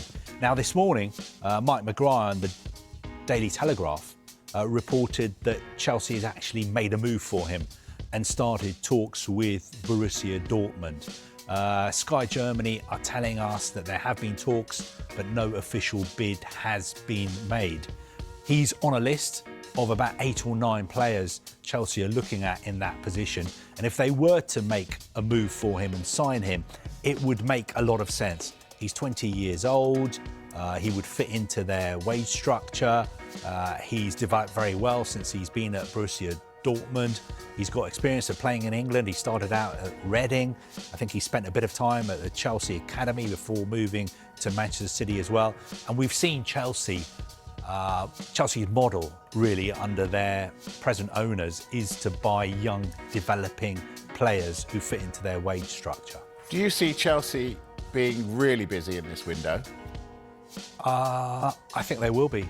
Yep, we've been told that they will be busy. I think they will be busy before the Club World Cup, and they'll be busy when the real transfer window opens on June the 16th, and that, of course, runs all the way to September. I think there'll be a lot of players leaving Chelsea. There'll be a lot of players coming back who are out on loan. There'll be players who they've signed in the past couple of months who stayed at their clubs who will be coming back. So it will be very, very busy. I don't think there'll be an overhaul of the squad, but I think there is plenty of work to do with just making sure that Enzo Maresca has the squad that he needs next season, because Chelsea have to kick on. You know, next season, it's about winning a major trophy. It's about really challenging for the title. It's about getting back into the Champions League and having a very, very good season in that competition as well. They can't be finishing 4th and 5th and 6th and 7th for much longer. Do they kick on with Alejandro Garnacho amongst their ranks? I'm not sure if they're going to make another move for him at the moment.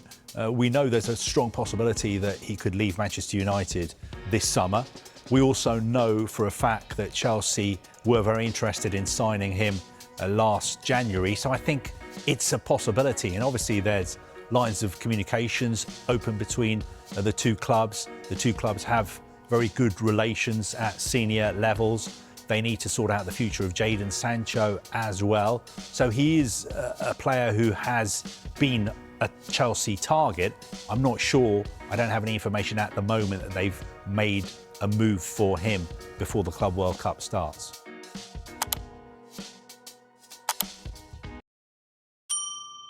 Arsenal, because Mikel Arteta has promised a big summer of recruitments at Arsenal. That is about to kick off with a central midfielder in Martin Zubimendi, followed by a top striker.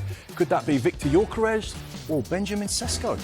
Aston Villa are looking to strengthen, but the lack of Champions League football has left them short of funds. Signing Marcus Rashford and Marco Asensio looks more unlikely now, so new forwards will be needed. Bournemouth need a new centre-back after Dean Howson joined Real Madrid. They potentially need a right winger and left-back if they have to replace Anton Semenyo and Milos Kerkez. Both are wanted by bigger clubs. Brentford have agreed an initial £12.5 million deal with Liverpool to sign goalkeeper Kevin Kelleher. Performance-related add-ons could take the eventual fee up to £18 million.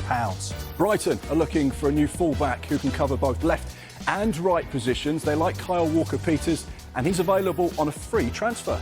Burnley are hoping to strengthen in almost every area of the pitch after promotion. A new goalkeeper is a priority, with a lot of interest in James Trafford, including from Newcastle United. Chelsea set to sign Liam Delap from Ipswich for £13 million. They must also decide what to do with the on-loan Jadon Sancho. Talks are being held to negotiate a new deal for the winger to fit into Chelsea's wage structure. Crystal Palace need a bigger squad with Europa League football next season, and are another team who could see departures impact signings. They'll almost certainly have to fight interest in Mark Gahey, Eberechi Eze and Adam Wharton. Everton would be keen on signing midfielder Matt O'Reilly this summer if Brighton sanction a move, but expect to face competition from big European clubs. Fulham looking to prioritise their attack this summer. That includes new wingers on both sides and a young number 9 to improve competition for places. Leeds want to strengthen the entire spine of their team and could spend more than £100 million in doing so. Sky Sports News has already reported their interest in Everton striker Beto. Liverpool are awaiting a response to their £105 million bid for Bayer Leverkusen playmaker Florian Wirtz. Leverkusen value him at around £126 million. Manchester City are in negotiations for AC Milan midfielder Tierney Reinders and want him in place for the Club World Cup this month. Milan have indicated they want more than £50 million. Manchester United have signed forward Matheus Cunha from Wolves for a fee of £62.5 million. Meanwhile, they've yet to receive an official offer from Al Hilal for Bruno Fernandez, and they say he's not for sale. Newcastle manager Eddie Howe has the power to bring in new signings. That's what he wants, with sporting director Paul Mitchell leaving. Brentford forward Brian Mbeumo and Crystal Palace defender Mark Gahey are among the players he liked and has done for a long time. With the return to European football, Nottingham Forest want a new left-back, a number 8, a winger and a striker to bolster their squad ahead of more and more games next season. Sunderland are believed to be prioritising new wingers and fullbacks. They may also need a replacement for Joe Bellingham, who is wanted by Borussia Dortmund and Eintracht Frankfurt. Tottenham have leftover priorities from the last 2 windows mainly a creative midfielder like James Maddison and a permanent left-wing option, with the jury still out on Bayern Munich loanee Matthias Tel. West Ham are on the cusp of signing young Celtic striker Daniel Cummings as they look to build a team in Graham Potter's style. Another top number 9 is also needed too. Wolves want to give Vitor Pereira money to spend, and the sale of Mateus Cunha will help that. They want to add 2 number 10s to replace him and hope Ryan Aït-Nouri will stay despite interest from lots of other clubs.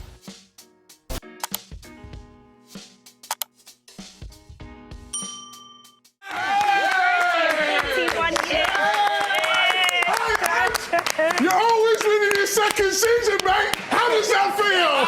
Come on, I've been backing you all season. I love your football. You've had your injuries, young players, but you did it tonight.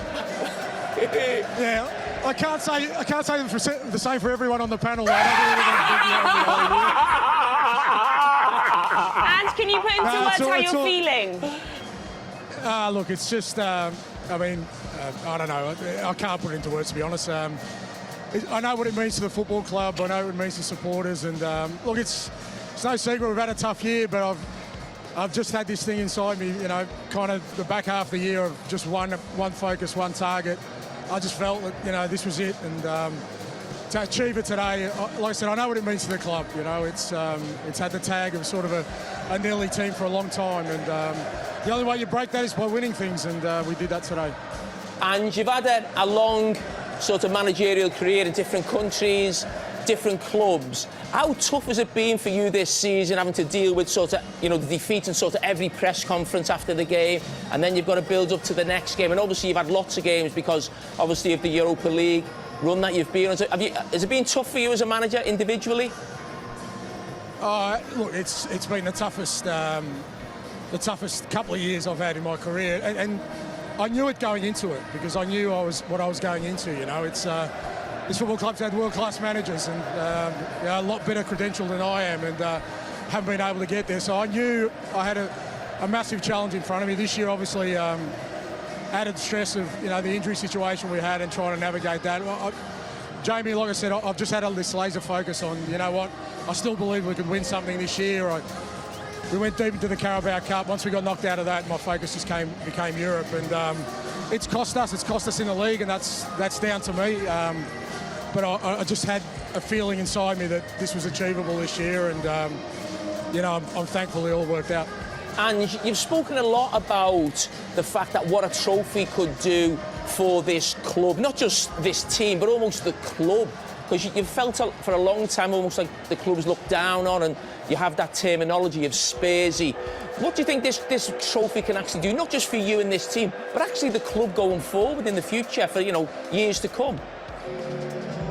Well, I'm really hoping that it does. It changes the way the club sees itself more than anything else. I mean, externally, you know, you can't really, you know, sort of adjust whatever people think about you, but how you feel about yourself is really important. And as a football club, you know, we've just been close so many times, and I could feel the nervousness every time, you know, in Europe. Every time we got close to something, there was always this, what if it's another year where we miss out? So we've done it now, so that's the monkey off the back. So now the club can sort of stand tall, and hopefully it does. You know, it looks at itself a bit differently and tries to challenge for more trophies. You've won one now, so there's nothing stopping you winning again. Hi, Ange. Roy Keane here. I just want to say, Ange, well done. Absolutely fantastic. Brilliant performance. Thanks, was it part of your tactic with so long to go just to sit back in and shut up shop, really? Did you think one goal would be enough? Did you actually believe that? Yeah, I thought we could, Roy. We've been really disciplined in Europe away from home. I mean, I think we kept a clean sheet at Frankfurt. We kept a clean sheet at Bodo away from home, and very similar performances. And this group's, you know, got that resilience in them now. Look, it makes a difference when I've got Van der Ven, Romero, Udogi, Vicario, you know, and then, you know, Bissouma and obviously Pyro right back with Bissouma and Bentancur.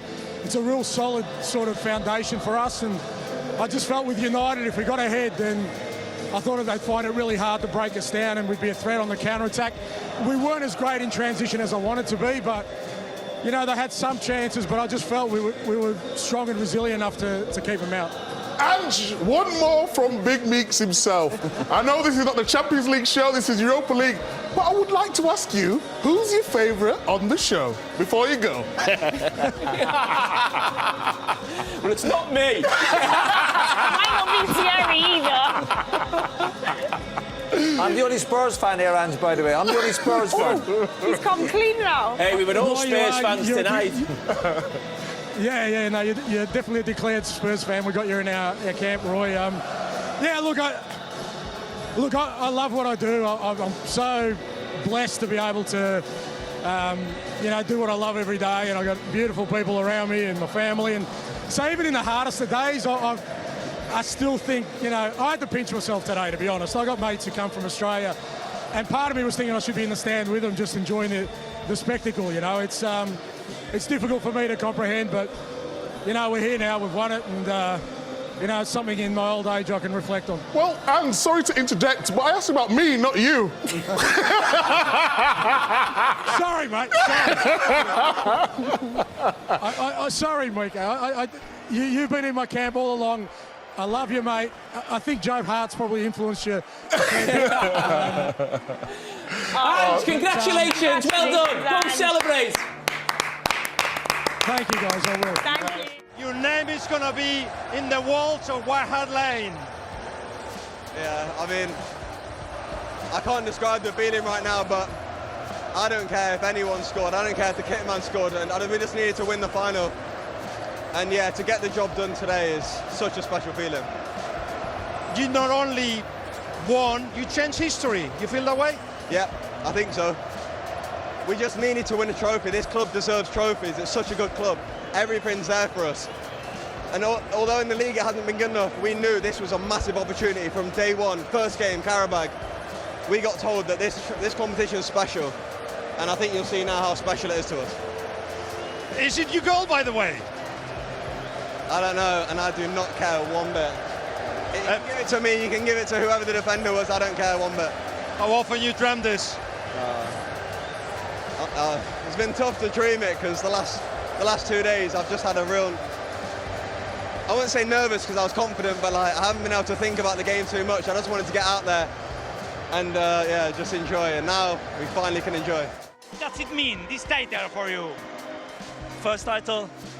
And first title, you will never forget that. The first step is always hardest, but when you make the first step, it's one of the biggest ones. So I'm very happy, very, very lucky that I have such a group of the squad with me.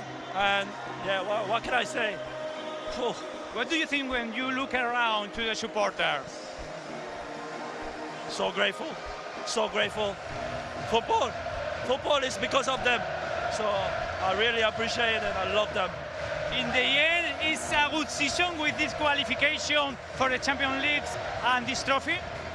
Yeah, I mean, the trophy is more important than our Champions League at the moment. But look, we are next year Champions League, which is that we are looking after. And then look, next season is another season. Let's celebrate today. Mickey, just sum up for us how you feel right now. Unbelievable. What does it mean to you, to these Tottenham fans who've waited 17 years for this? Yeah, if you look at the fans, they kept pushing us the whole season. It was the season was so difficult, and we kept pushing and pushing, and we were playing so strong in Europa every time, and everybody was doubting us. But if you see like the team we kept together, and what can I say? It's just unbelievable. You know, sometimes we talk about the goal scorers being the match winners, but tell me about that clearance with about 25 minutes to go. It looked like you'd broken your back. I haven't watched it back yet, but I can tell you the ground over there is not really soft, but my back was, yeah. But what I say, it was all worth it. Look around, so everybody's going to celebrate now, and that's it. Whatever system, it wouldn't have mattered. Madison! How you doing, Jamesy boy? You got changed. I had to get a medal.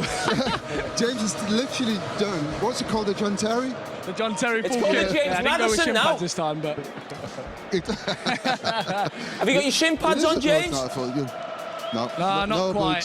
Boots, To be fair, I wasn't going to do any interviews, but then I heard it was with Roy Keane, so I It's on you.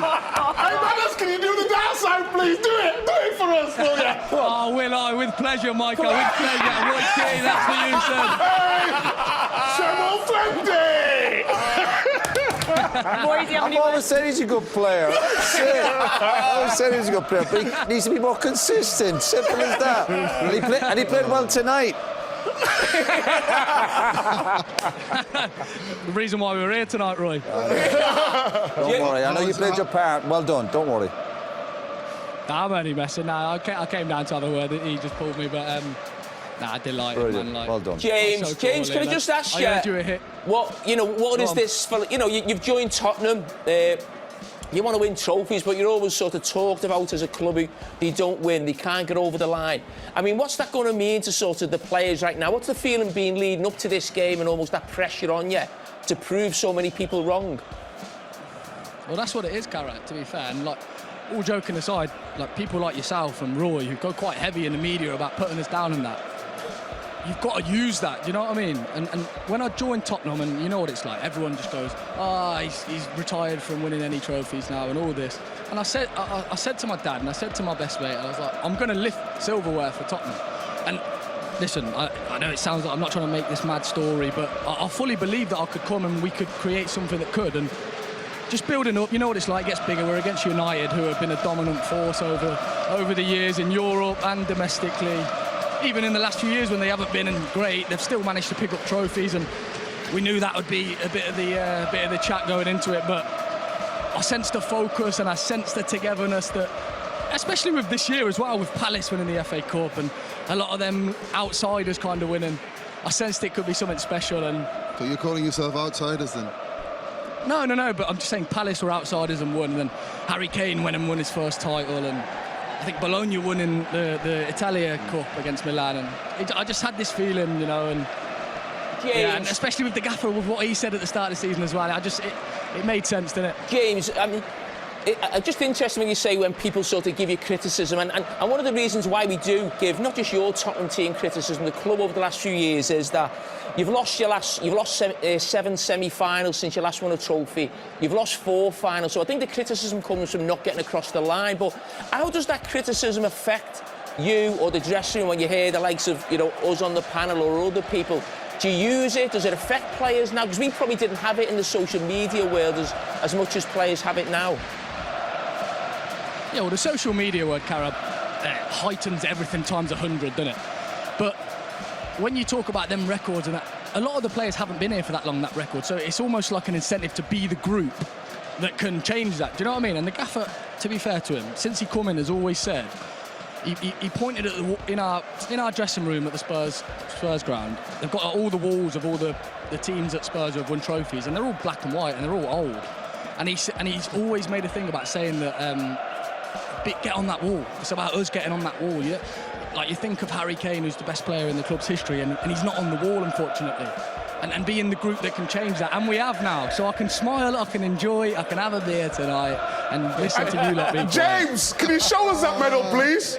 Can you bring it closer to the camera? I'll get nice and close for you, Mike. Yes, of course you will. Give it a kiss. Look at that. Give it a kiss. Absolutely fantastic.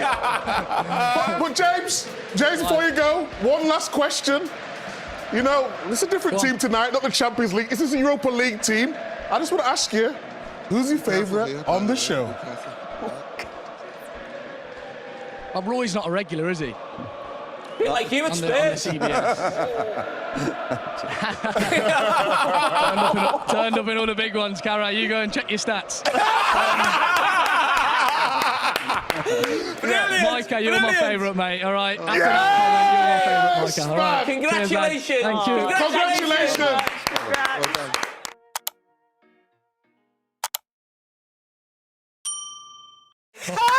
That's it. That is it. Tottenham Hotspur have ended a 17-year wait for a major trophy, a 41-year wait for a European trophy.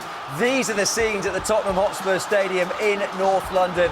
A Luke Shaw own goal has decided this Europa League final between the two teams, 16th and 17th in the Premier League. Ange Postecoglou says, I always win a trophy in my second season. The Australian has delivered a trophy in his second season. They've beaten Manchester United by 1-0 in Bilbao.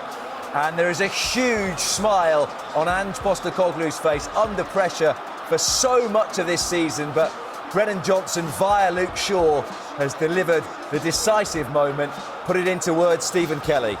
In hands we trust. That's it now, wasn't it? Honestly, listen, it was a scrappy, horrible game. You know, Tottenham's doing stuff that you just don't expect them to be able to do. Like, literally 7-8 men behind the ball, defending corners, Van de Ven's clearance off the line is unbelievable. Vicario does well, a couple of great saves, the one for Garnacho.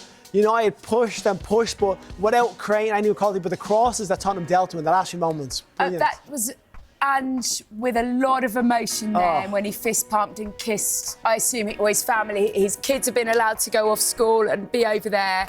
And we don't see that because he hides it very, very well, doesn't it? But what would that mean to him after everything he's gone through? It's the biggest, I told you so in football. Is that, seriously, for a man that's been under so much pressure, and he warranted the pressure with their elite performance, 17th. If they weren't in the Europa League final, he probably wouldn't be the manager of Tottenham right now.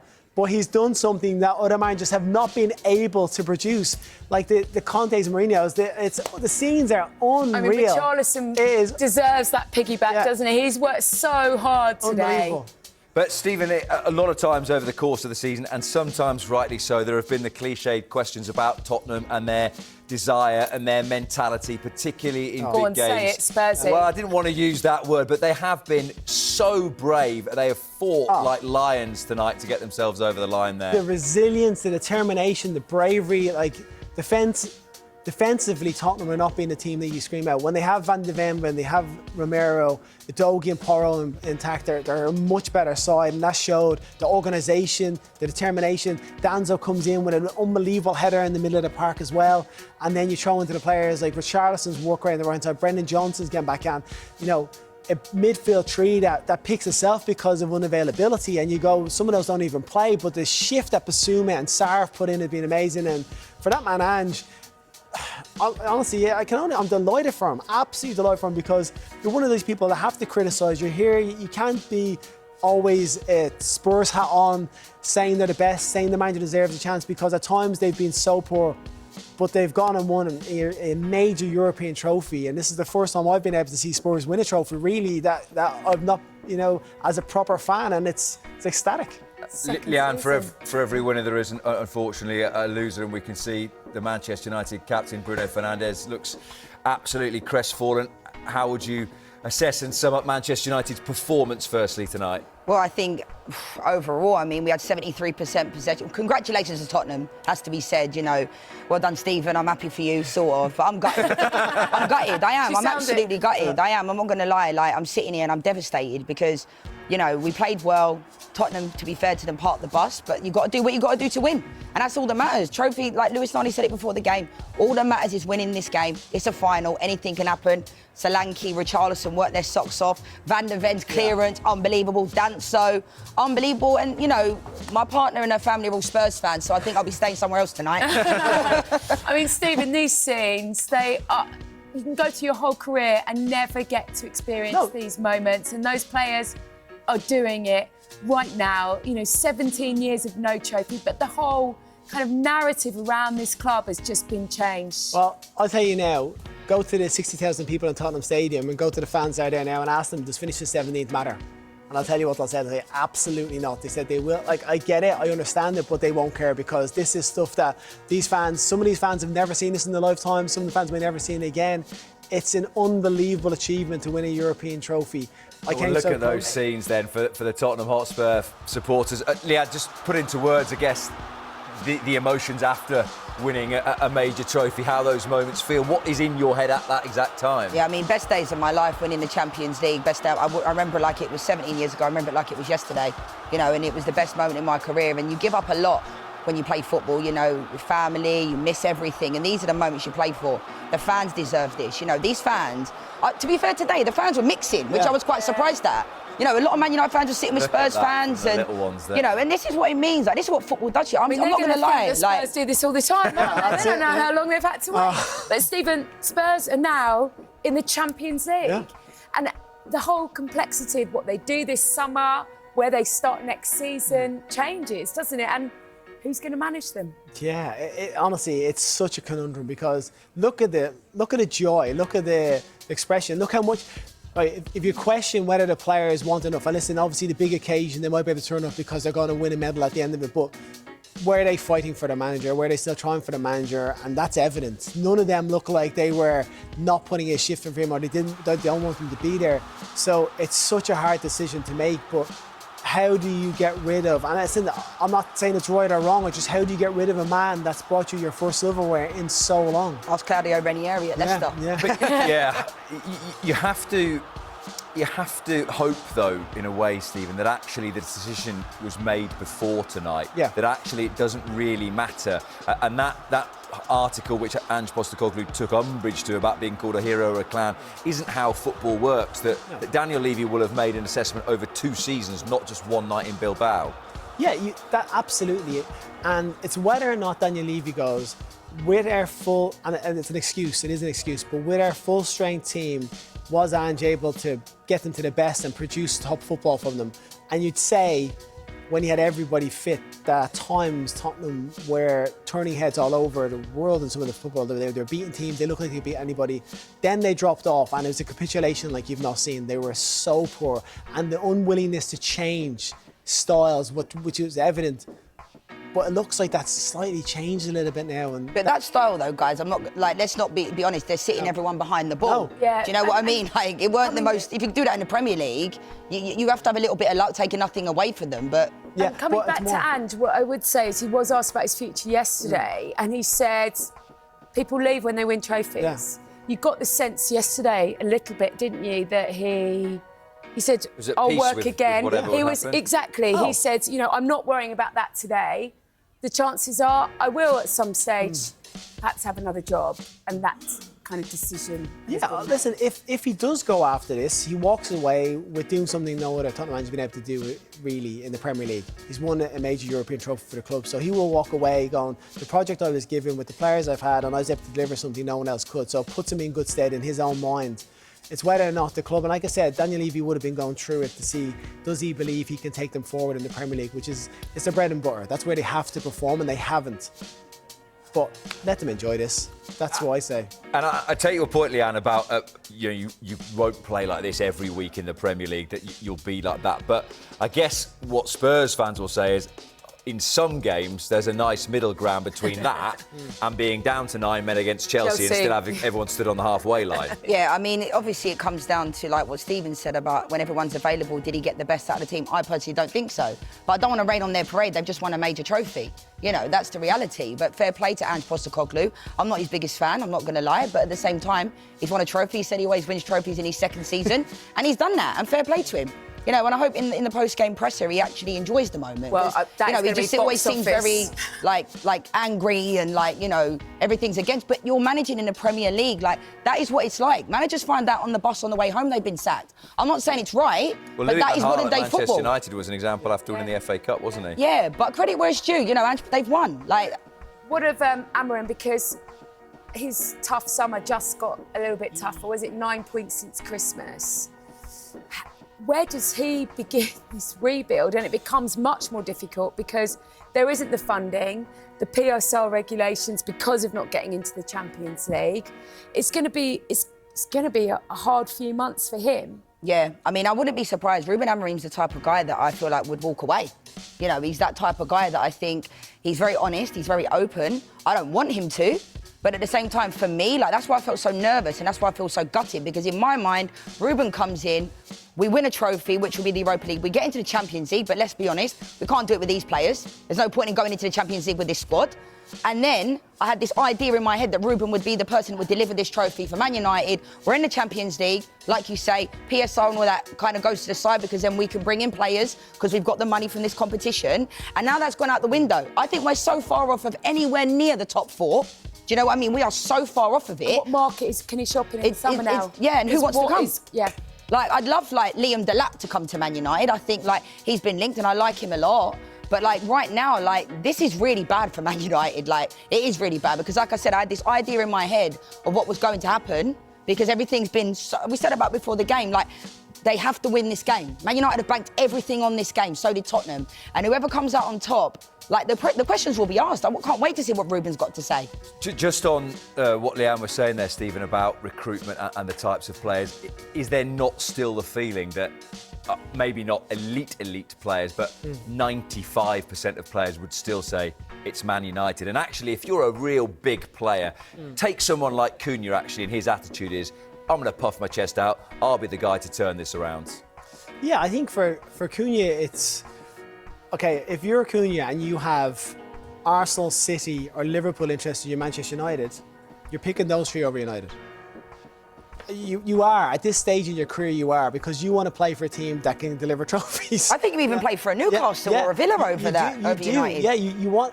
It's because, I said before we started, there are only moments in your career where you're lucky enough to get to win trophies, and if you can go to a team that can not guarantee it but give you the best chance of achieving that, that's where you go.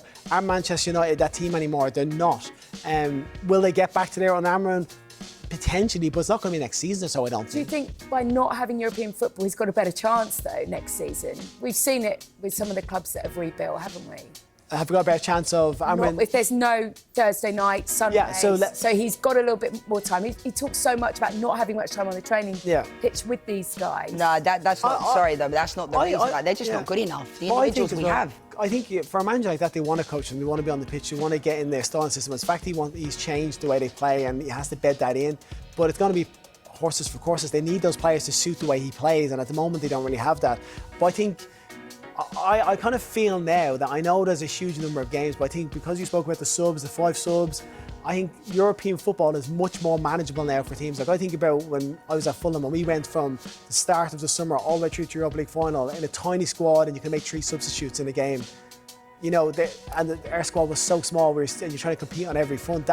That's changed. The squads are huge. The players that they have at disposal is massive. They're all internationals. You know, it's a very different football now. And I know they play a lot more football, but the players are there to be able to handle that weight, I think. So I don't think it's an excuse for a club like Manchester United dropping if they're in a European competition. Final one to each of you then. We'll come to you, Leanne, first. We talked about recruitment and maybe money. I guess part of the importance this summer is getting rid of what they don't want. Now, that might be some players in his squad at the moment, but that also might be the likes of Anthony and Marcus Rashford, Jadon Sancho, that if you really want to regenerate things, people above Ruben Amorim are going to have to be smart as well to get as much back as they can to try and change things. Yeah, I mean, it's going to take a while, and I think this just made us go about 4 or 5 steps back, further than I expected us to be. And I think you look at those players like Anthony's gone to Real Betis and he's been amazing, but good luck to him. Some things just don't work out at certain teams because everyone's saying, oh, you know, people leave Man United and they all of a sudden push on. But yeah, I think this is going to take a while. It's going to hurt for a while, Rob. I'm not going to lie. I'm sitting here absolutely gutted that we lost this game, genuinely, because I just had this feeling that we would win this game, and not that you can predict football, but like I said, fair play to Tottenham. They did what they needed to do. The fans have gone out there.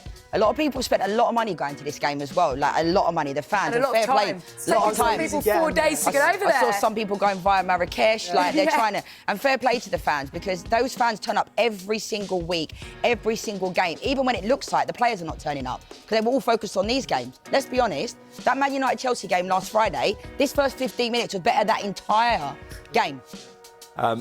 This stage of the season is the reason we love it, isn't it? Because it is agony and ecstasy in equal measures in finals. But finally then, Stephen, just as those Tottenham players prepare to go and get their medal, this must be the moment where you think of all the parties you missed, you think of all the times you went to training. I love that you put parties first above everything.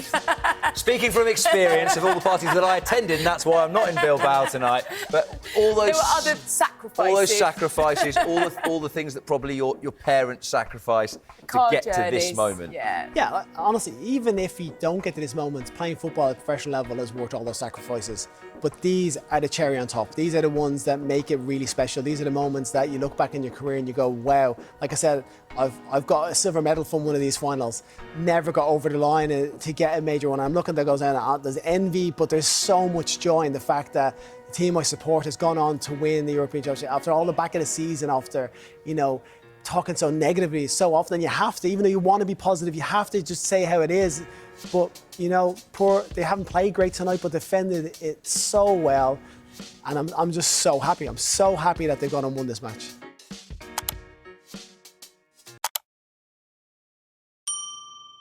talk about Ange Postecoglou, because at the start of the season, he said, I always win titles in my second season. And it's kind of been proven in South Melbourne, Brisbane, Raw, Australia, Marinos and Celtic. He's always managed to win at least one title in his second year. And he could actually do that after tonight, because it's his second year here at Tottenham. He always wins trophies in his second season. Up until now, that's absolutely spot on. And Nigel, I feel like Ange Postecoglou is always one that we like to listen to in press conferences, because we never really know what he's going to say. What should we really make of what he said ahead of this final tonight? Ange is very raw, authentic, and sometimes a bit too emotional. And I think with going to England, people don't realise what it's like when you manage certain clubs in England and the media and the press and what comes with it.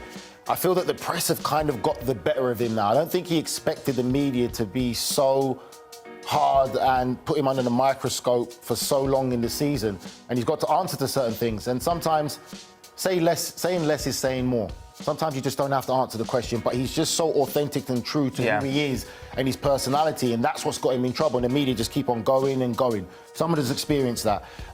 Win or lose, I'd be more surprised if he stays at Spurs than if he leaves Spurs at this point, right? I think that, for me, I feel that he knows the writing's on the wall. If you listen to his latest press conferences, I feel that he knows that his time at Tottenham is done, again, with what he said, and the reality of it is the performances haven't been good enough. Right. Domestically, they have not been good enough in the league, and there is a reason why they are where they are in the table in the Premier League.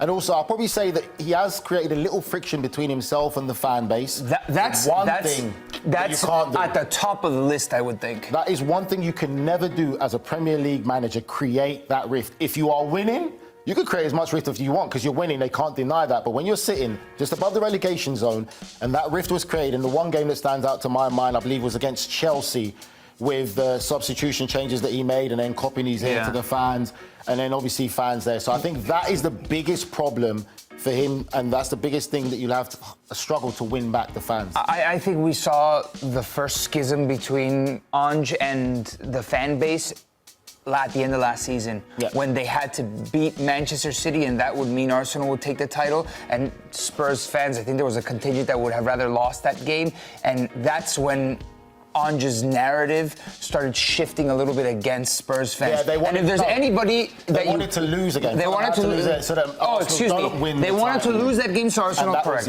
You're right. Sorry, excuse me. That was a split, I think, the first initial one, and it's kind of only gotten worse. Then him doing that to the crowd on a goal that they got called back by VAR. It's just not a good look at this point. But for right now, we're going to look ahead at what we think the projected lineups will be. Nigel, talk to us about this Manchester United team and who we can really trust in the goal scorers, in the goalkeeper. Talk to us about what we're seeing here. Well, we talk about Onana, the goalkeeper. He's had a poor season for Manchester United standards. Confidence for me is still 50-50 with Onana. So you know that you might have opportunities if you're Tottenham, if you're taking long-range shots and just trying to make him uncomfortable. Defensively, this is what they're going to go with, and I don't believe that they've still got it right. You've got Yoro, Maguire, who's had a resurgence really in what he's had to go and endure at Manchester United. Lindelof, still very questionable defensively. They will still concede goals and they will still look all over the place. They still don't have that real solidarity, that they look like a solid defensive unit and system and everyone knows what they're doing. I would say Casemiro is a player that people need to pay attention to. He really has come back strong. Dealt with a lot of criticism of not performing, not being able to get around. He's showing us signs of the old school Casemiro that we saw at Real Madrid with his performances. He has gone underneath the radar. I would say for me, Dalot is the one you got to keep an eye on. This is how we've got it set up here, but really and truly, Fernandez will be more tucked in, Dalot will be more tucked in, under Højlund. Outlet is Mazwari and Dorgu. They are the outlet. That is how Amrim likes to play. His outlets are the wide players to come in there, getting crosses in the box, opposite winger coming in, and at times what you will find is, because these guys will be tucked in, they'll be the ones that make these runs to stretch the pitch and create things for Manchester United. Dalot's also been training with the team, so perhaps Mazraoui could play for Dorgu on the left, or That's just a nice little card that he has up his sleeve off the bench, Diogo Dalot. Diogo Dalot definitely has come back as well, so maybe he might come in for Mazwaru. They've got options. Højlund obviously being the focal point and the target of that team, but their strength definitely does comes from their wing-backs. This is what Amorim likes to play. It's the wingers, they're the outlet.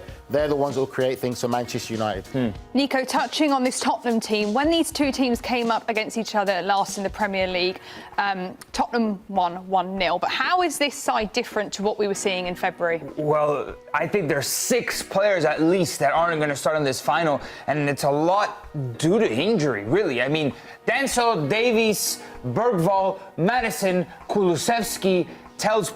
I mean, that's basically your entire team. You got Porro, you got Spence, you got Bentancur, and Son's back. But this is a wildly different team. For the longest time, I think the spine defensively was hurt. I mean, you talk about your center backs. You have Van de Ven and Romero back.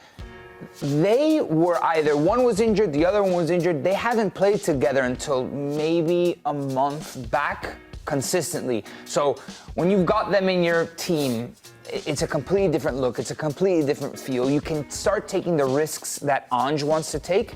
And honestly, he's got nothing to lose at this point because win or lose, it definitely feels like he's out. So my feeling, my intuition tells me that he's going to want to go out swinging. You're thin in the midfield. Sarr is only just coming back, right? So I imagine maybe you don't have that many guys that you can fill in these spots. So if Sarr's out, who are you going to put there? Archie Gray, is Porro gonna pop into the midfield? I'm not sure at this point. But the 3 up top are the ones that I feel comfortable in. They're gonna have an incredible game from a work rate perspective. Johnson and Son are the key weapons when it comes to Tottenham. They, for me, with the pace to get in behind and expose these areas that the wing-backs will leave for Manchester United, that's going to be key. They've got pace, they've got quality, they've got an eye for a goal and can make a pass. I think Son's a big bonus back. The one thing we haven't spoken about is what could be a big problem is set pieces. I think Manchester United are the better equipped side when it comes to set pieces to get wins in set pieces. And it's this guy here, Harry Maguire, could cause some serious problems if Manchester United have some real set pieces set where he can be the main guy. Because Tottenham are not great at defending set pieces. They haven't been. That can be a key area where Manchester United can look to exploit. An exciting night happening in Bilbao because the Europa League final will be taking place and you can watch it on Paramount Plus and starting at 2 p.m. and the kickoff is at 3 p.m. So the European trophy is up for grabs in the all-English final. Spurs have a chance to win their first European trophy since 1974, but Manchester United will look to win their second Europa League title of the last decade. Like I said, coverage begins on Paramount Plus at 2 p.m. Eastern with kickoff at 3 p.m.